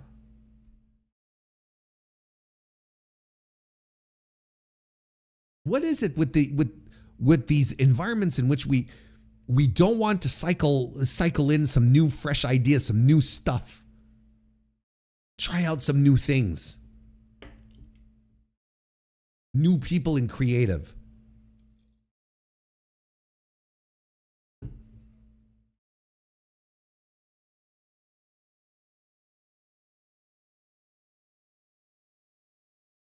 So when I hear stuff like this, when I read stuff like this, I should say, right?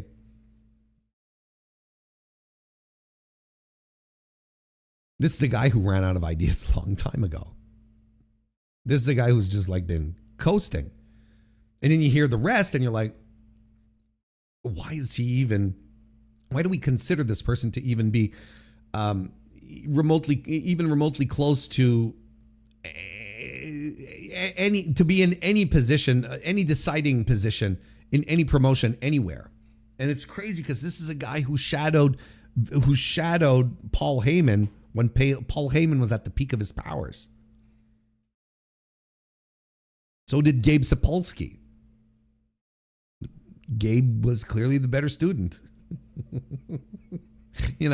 Gabe was clearly better at picking up what Heyman was laying down.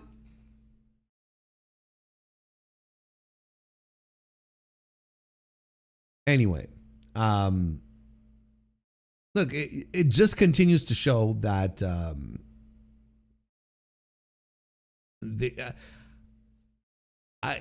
to me, ultimately, after all of this has happened, right? I feel like this is absolutely for the best. And frankly, if this creates an opportunity for TNA to reignite with some new creative, some new ideas and whatnot, good for them. But look at what the rumors are. That the road dog, Brian James, he's hanging around, circling for that spot on TNA's creative team, which goes exactly against that. Well, it goes in the same vein of what I've been talking about, which is essentially, again, the same people in charge over and over again, instead of trying out new people, trying out some fresh ideas. It's so exhausting. It really fucking is exhausting. But look, if anything, this little quote that we had from Tom Dream here really ended up exposing just how little understanding he really did have about what he was doing and how ultimately incompetent he was. If he's going on the radio and saying, oh, who do you have him fight at Bound for Glory? He's like, motherfucker, okay, you are completely lost. And it's probably for the best that you lost your job. It's probably for the best for the company. Maybe not for you, but probably for the company. Anyway, I'm hoping that this will be the last that we talk about Tommy Dreamer in this context for a while, but I feel like it also has the potential to be one of these stories that will just keep on giving. So who knows what the next steps are going to be like. Voodoo Kin Mafia reboot coming soon. I mean, yeah. I feel like I think that about a lot of these old dudes. Yeah. These are all the same people that scream to the high heavens that TK doesn't know what he's doing. Yeah, this is another thing. That is another thing.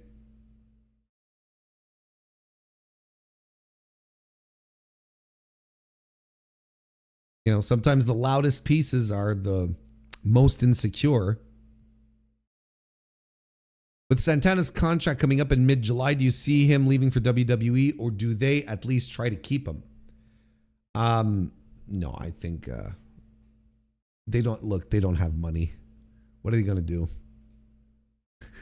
Santana is Santana, look, if I'm Santana, purely speculation here, right? If I'm Santana and I'm leaving and you know, I leave AEW with a chip on my shoulder, right? Saying, oh, well, AEW, they put a ceiling on me. I know I could do bigger, better, and I wanted to go do it elsewhere. I wanted to become build myself back up. I think the ultimate, fuck you to all the doubters in AEW for me would be to end up in a good spot in WWE. I think that would be it. Just to prove them wrong. I'm sure that would probably be his objective, right? That's probably what he wants. I don't blame him. It is a good story. It would be a tremendous story. I'm not saying that he's going to go to WWE and be a main eventer. I don't think he has the goods. I think he's going to be a guy who's clearly going to have a very, very clear ceiling. Very, very clear ceiling. But, he's going to, I think he's going to go all the way for that. And TNA doesn't have money. This is the most important part of all this equation here, that TNA doesn't have money. So what are they going to do? What can they possibly offer him to keep him away from going to WWE? The thing is that WWE knows TNA doesn't have money, so they don't have to necessarily come at him with a huge bid, because WWE knows all of this because of their little partnership, which kind of feels dead, quite frankly. I know Ariana, what's her name? Morella, Santina Morella's daughter, Ariana, whatever. And her boyfriend, I know they're still sticking around in TNA. They've been doing stuff in TNA, but like technically they're WWE employees. There hasn't been any crossover in the least. Like the last time, I don't remember what the last time was. Was the last like real WWE crossover was when they allowed AJ Styles to show up on the AMC show? Or is there something else after that?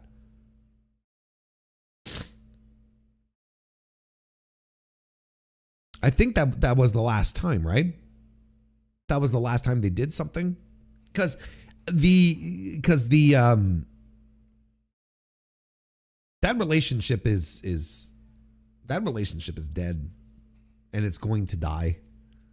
And I know there's a lot of rumors about a TNA sale. I don't know about that.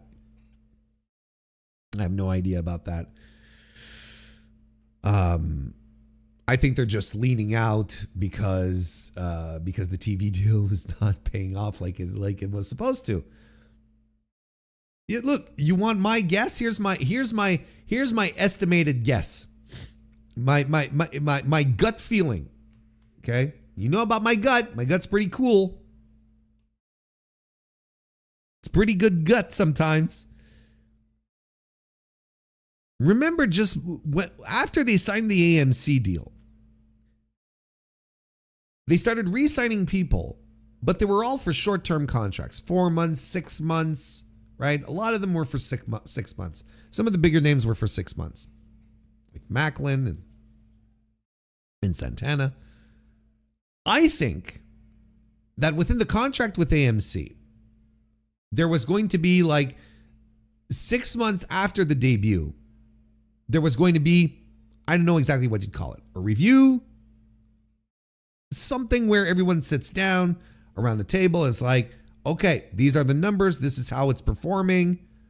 And then adjust the contract accordingly. If they're, exceeding expectations, well, then we get a boost, we get a boost in compensation, whatnot. I couldn't tell you. But I think that a lot of decisions were made within the first 6 months.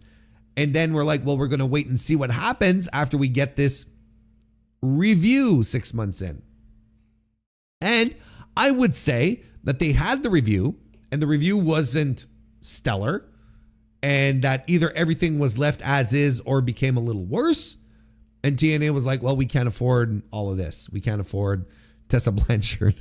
We can't afford Tommy Dreamer and his terrible creative anymore, and so on and so forth. And they started divesting themselves of people. And I think this is based off of a performance review that ended up just not turning out well for them. That would be my guess. Just an educated guess. Because they are not making any money. Any real serious money. There is nothing to show in TNA at this stage in 2026. There is nothing to show that they are making real money with AMC in this alleged ad split, which I think everyone sort of assumes this is what it is. There hasn't been any changes in production. They haven't made any big hires, and WWE has lost interest. WWE is just going to stick around for first refusal of the sale. That's all they're going. WWE is just going to wait, hang around to be able to pick them up at their most vulnerable moment. I think that's what's going to happen.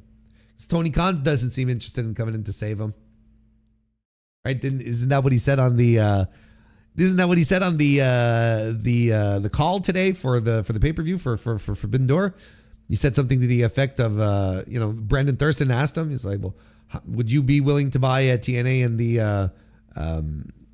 Would you be interested in buying TNA and the tape library? And Tony goes, well, how much money are we talking about? And Brandon goes, 40 million. And Tony says, no way. I don't remember what the quote was exactly, but it was like an outright, flat out rejection. Was like, not in a million years, something like that. No, not at all. I wouldn't. That the price would have to be great. You know how sometimes Tony, even though he wants to say, like his response is no, but he sort of dresses it up to not make it sound too harsh. Like when people when Ariel Helwani would talk to him about hiring Karrion Kross, right? And you can tell Tony doesn't give a shit about Karrion Kross. And instead of flat out saying, you know what, Ariel, I'm not hiring Karrion Kross. He'd give a nice answer like, I've talked to him. He's a good guy. He always has like just a little anecdote, something complimentary, right? But in this case for TNA, it's like, no, I'm not paying $40 million. That tape library, though, brother, as much as there is some legendary stuff in that tape library, is the TNA tape library worth $40 million. And I would say, hell no. I do not think it's worth $40 million.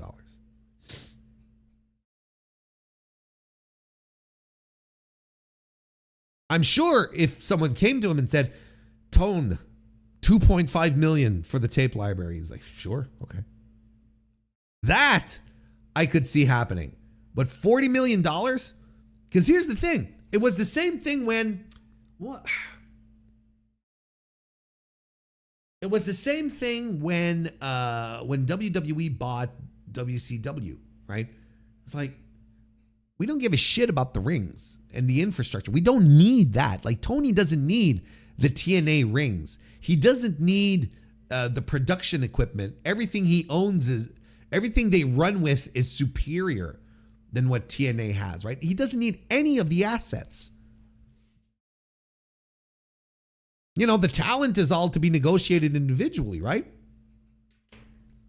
He has no need for any of the assets of the company. He's got it all already. He's running him a successful multi-million wrestling promotion.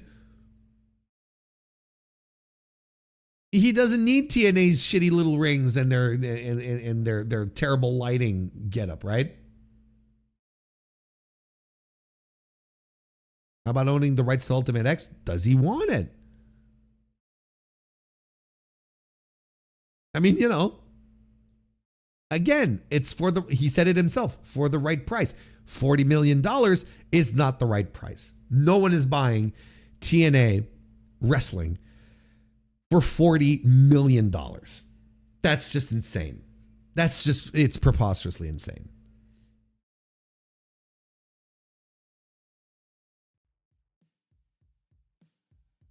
No. We're not doing the music just yet. We're not doing the music just yet.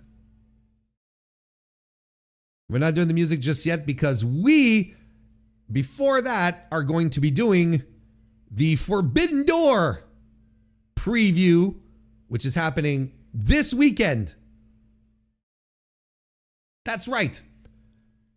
Forbidden Door, AEW, New Japan Pro Wrestling, CMLL, Stardom. They're all together. They're all presenting Forbidden Door 2026 from the SAP Center in San Jose, California, June 28th, 2026.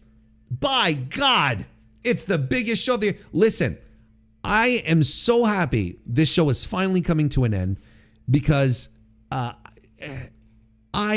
absolutely loathe the discourse around Forbidden Door year after fucking year. It is legitimately one of the worst times of year to be involved and get involved in wrestling discourse. It is the dirt worst. I fucking hate it. Every year. The first couple of years was, it's never going to work. No one knows who these Japanese guys are. And then, then on top of that, the first year, everyone was fucking getting injured. Remember that? Everyone was just getting injured year after match after match. Everything was being rewritten all the time. Just an absolute preposterous time. And every year, it'd just be just the most dirt worst discourse. And then recently, the past 2 or 3 years, there's been less and less New Japan presence on it, and people are like, oh, it's not a Forbidden Door card anymore because it's all AEW stuff now. There's no more New Japan guys on it. Where you're like, well, what New Japan guys do you want on this card? There's no more stars in New Japan. Like, what do you want, right? What do you want? And then the whole discourse with the New Japan fandom hating AEW. And I'm like, oh my fuck God. Every year, it is the dirt worst. And it was bad as well for a while, for a long while.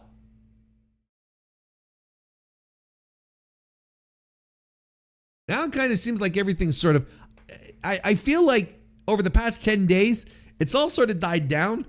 Because people are like, hey, I think that overall people are like, yeah, you know what, this This is not a bad card.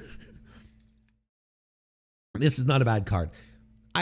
There's a couple of things on this show that feel like, and the only way I can think of to express what I'm saying is by using the word vintage. I'm going to use it. There's a couple of things here that really do feel like a vintage, Forbidden Door card.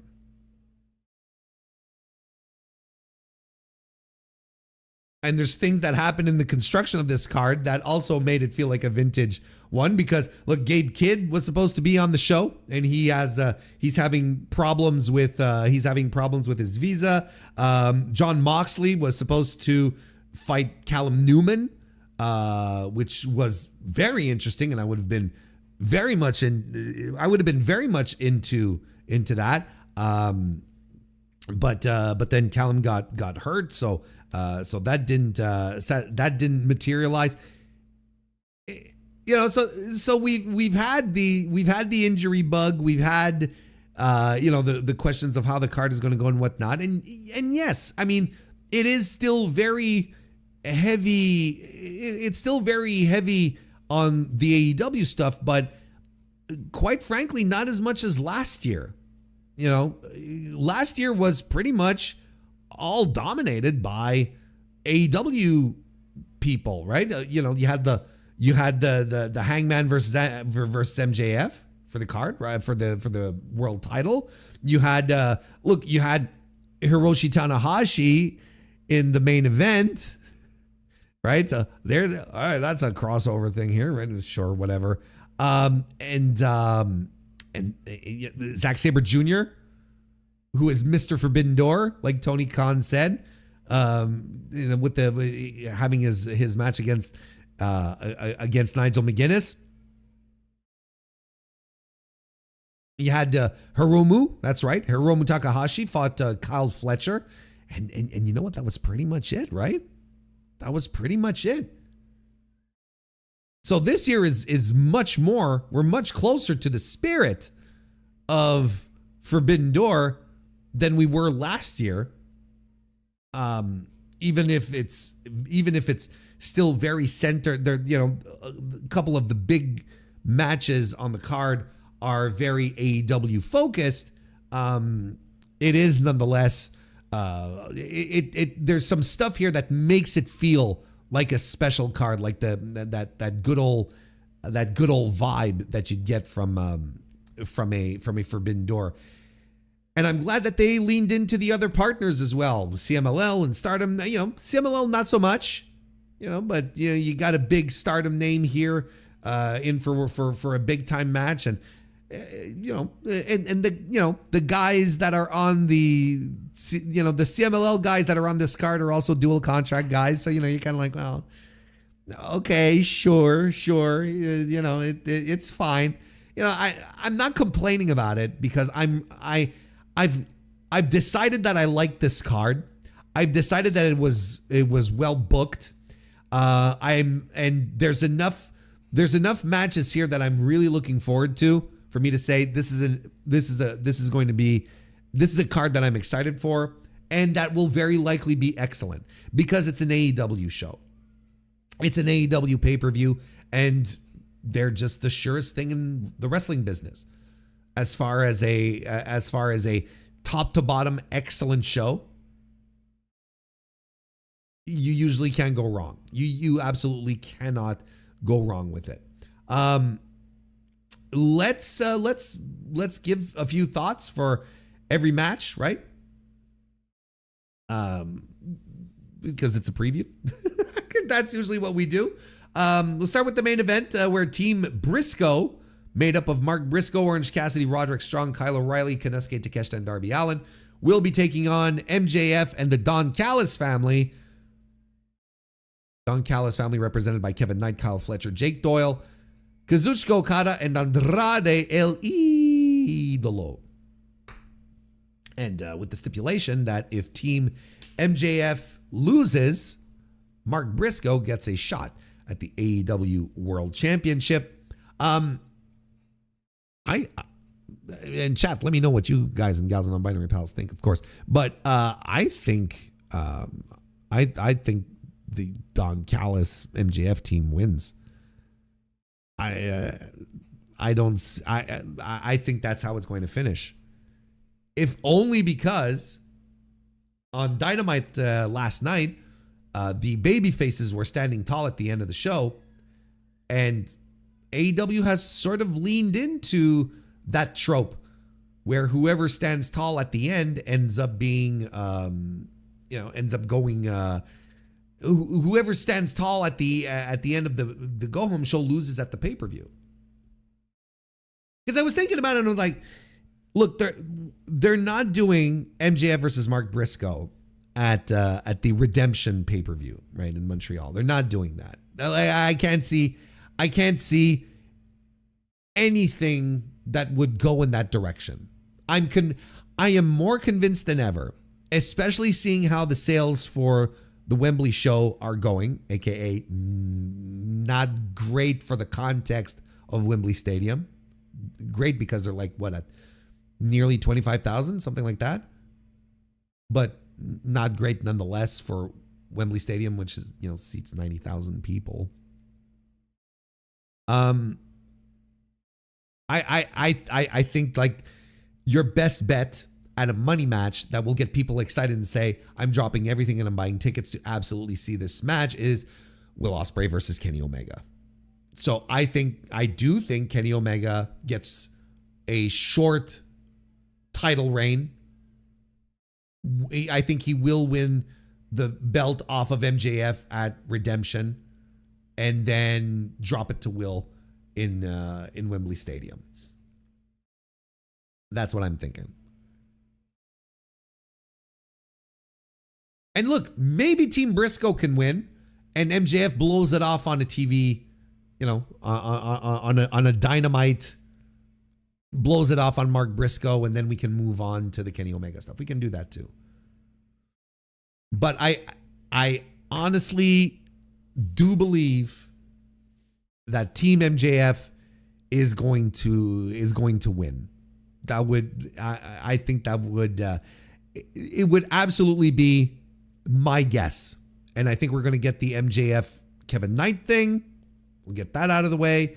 And then the Andrade stuff, I think can be a perfect payoff for Wembley. I think that's something then that can lead us into Wembley Stadium. And that's a nice feud that they've been simmering for a while now. Excuse me. And they're just about ready to serve that dish. How about that? So there you go.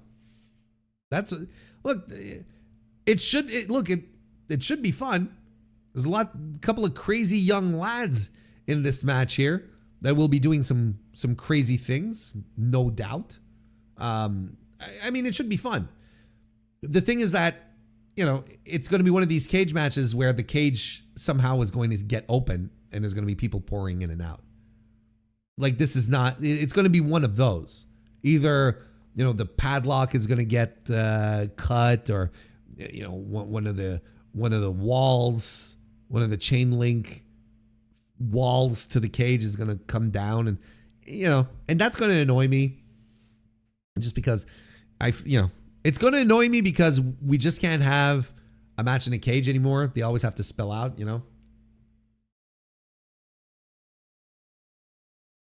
I'm just saying.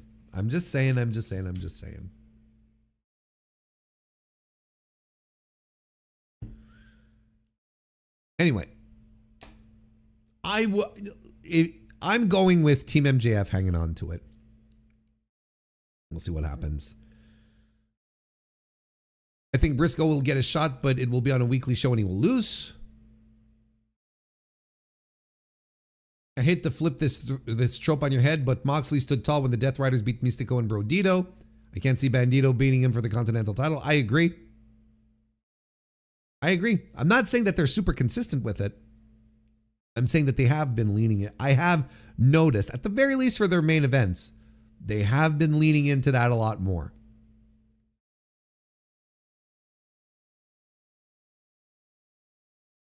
Will Ospreay versus Swerve Strickland in the finals of the Men's Owen Hart Cup tournament.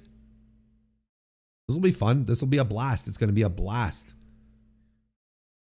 One thing that we have to look out for, I say, is a little too much melodrama, which both of these men are very capable of doing. It's in their nature. It's part of their wrestling instincts, as great a pair of wrestlers as they are. Will Ospreay being one of the greatest of all time. They still can overindulge.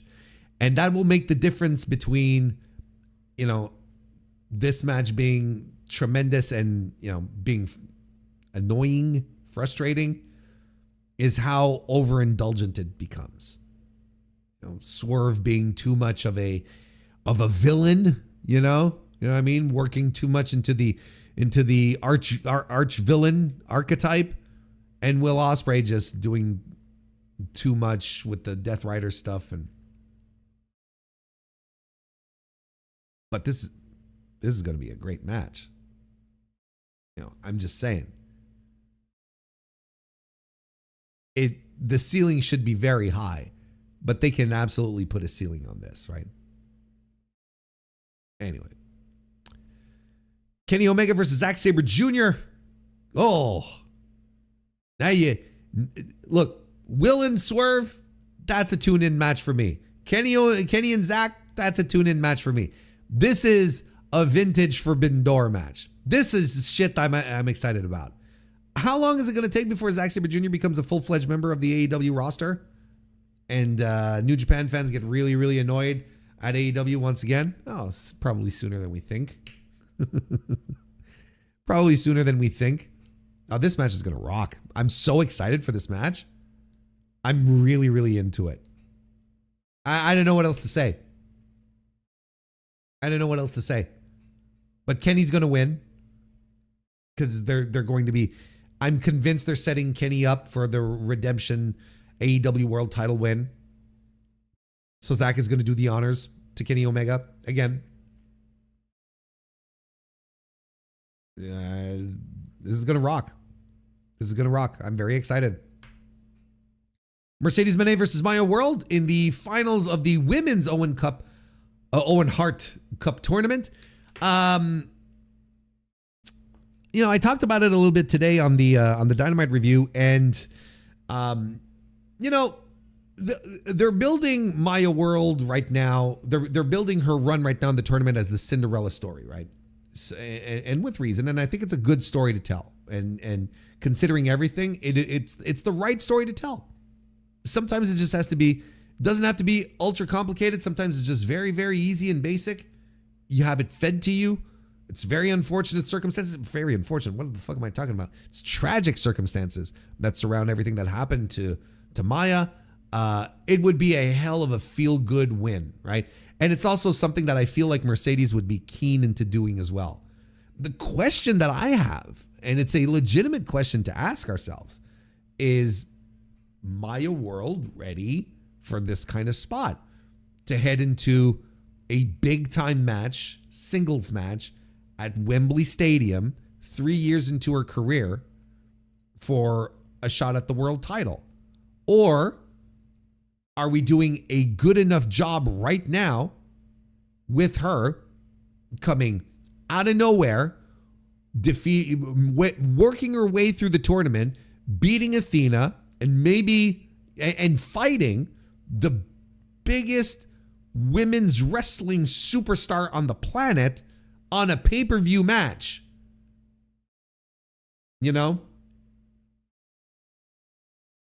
That's huge. Like that's a trajectory that even in defeat, Maya can hold her head up high and be very proud. She's like, yeah, she said it herself. Fighting Mercedes Moné is a dream match that she had, and she's going to have it. I just don't know. I just don't know if she's ready for that kind of spot yet. That's all I'm questioning. I'm not sure she is.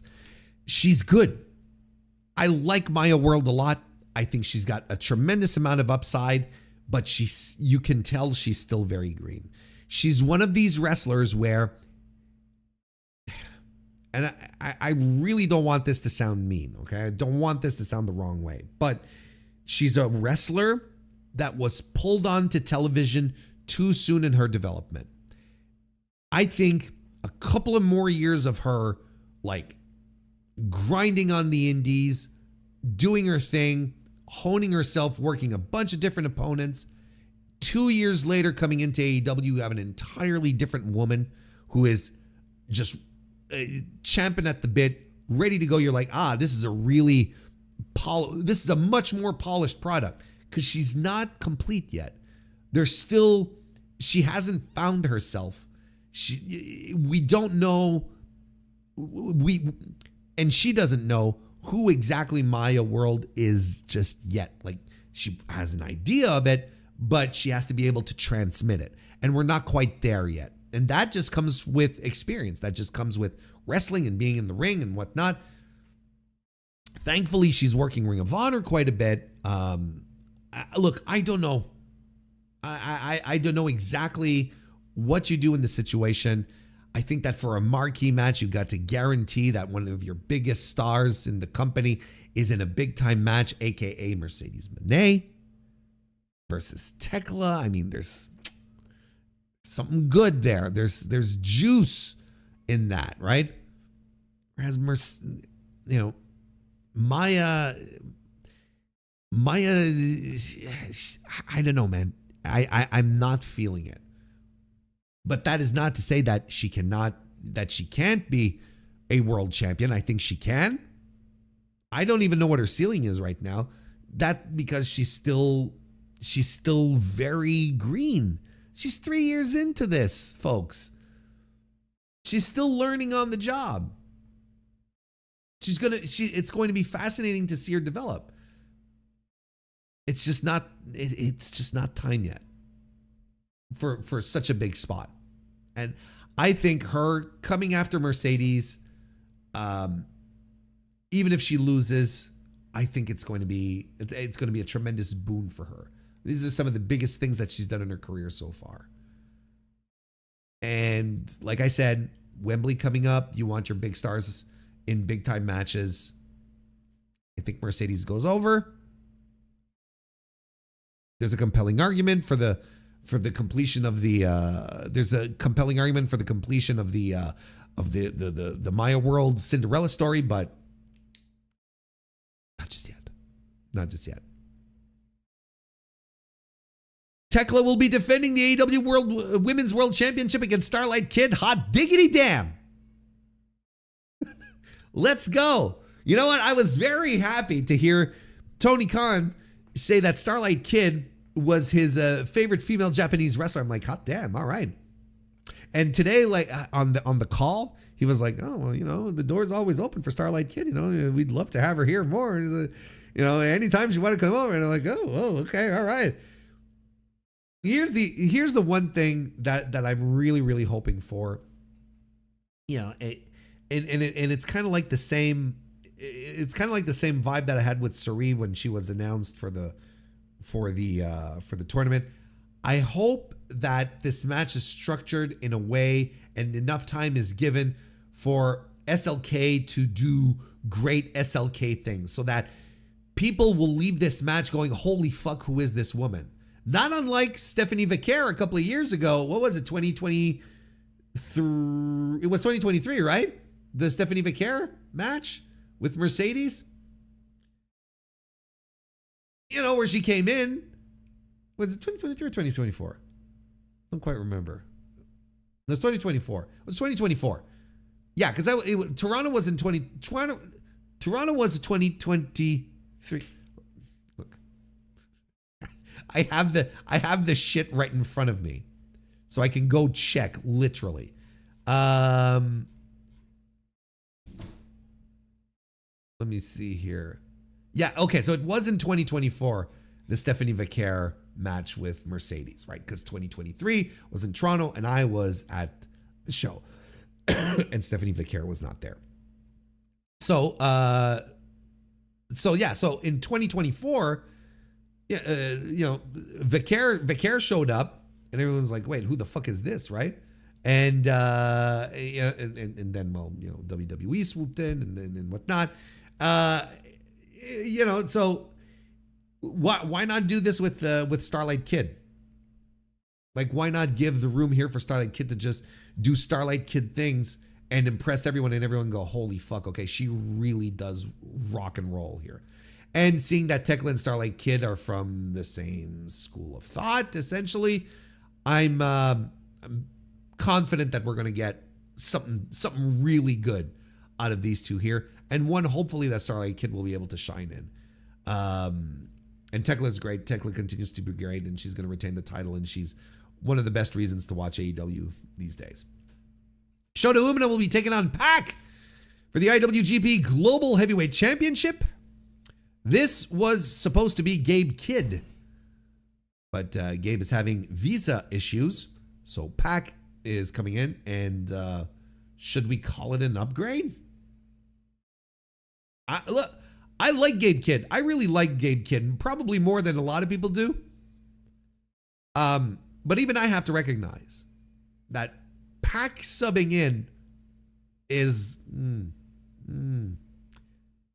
that fucking rocks. And he's gonna put Shota through the ringer. Shota better be fucking ready for this match. This is gonna rock. I'm very excited for this. I mean, Shota's gonna retain. I don't think Pac is gonna walk out as an IWGP champion. But it's gonna rule. It'll be fun. I'm very much looking forward to this match. Hey, Get Yo Podcast. Nice to see you, brother. Welcome. Thank you. I'm glad you like the hat. It's how I feel about everything these days. Jon Moxley will be defending the AEW Continental Championship against Bandito. Again, this was supposed to be Callum Newman in this spot, which makes me believe that Bandito's not winning ×2. You know, Bandito is a crowd favorite. I'm really intrigued how this match is going to go down. Very, very intrigued. But yeah, I think Moxley's retaining. Like, Callum Newman was not winning.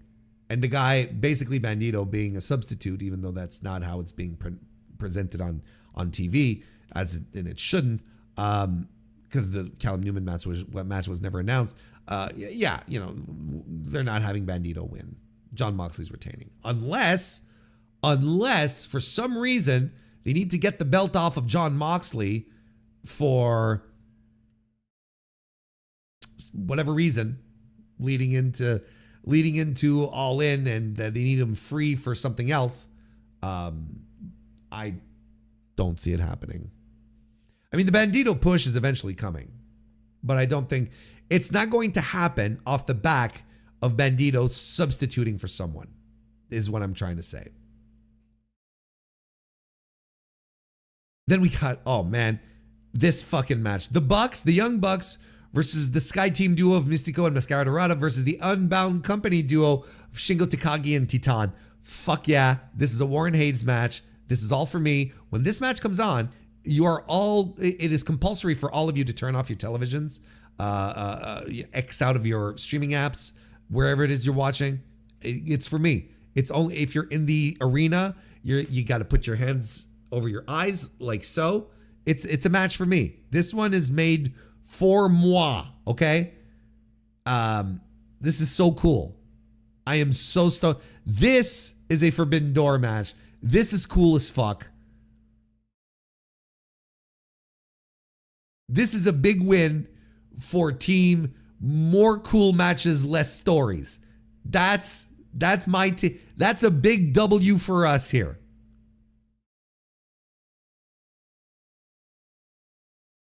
And Cope and Cage will be defending the AEW World Tag Team titles against the Dogs, David Finlay and Clark Connors. I mean, Copeland and Cage are going to retain. Should be fine.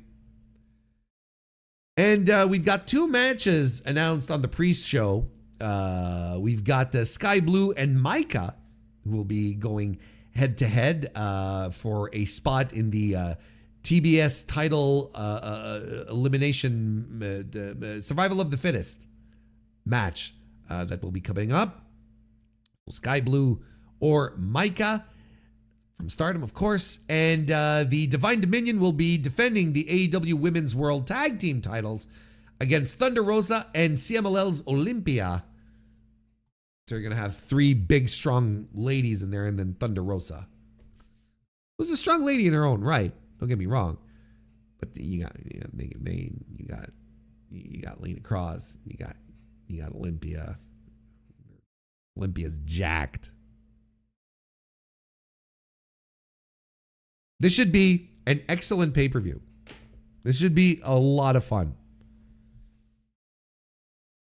My expectations are very high.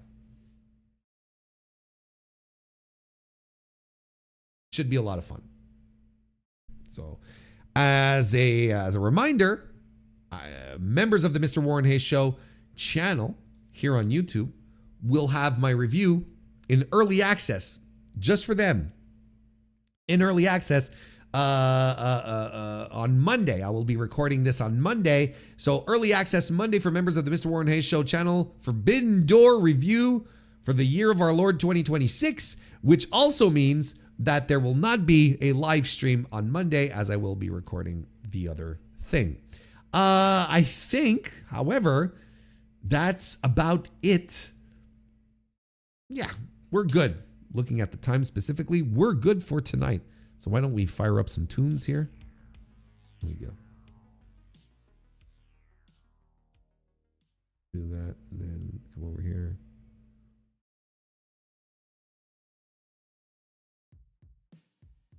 There we go.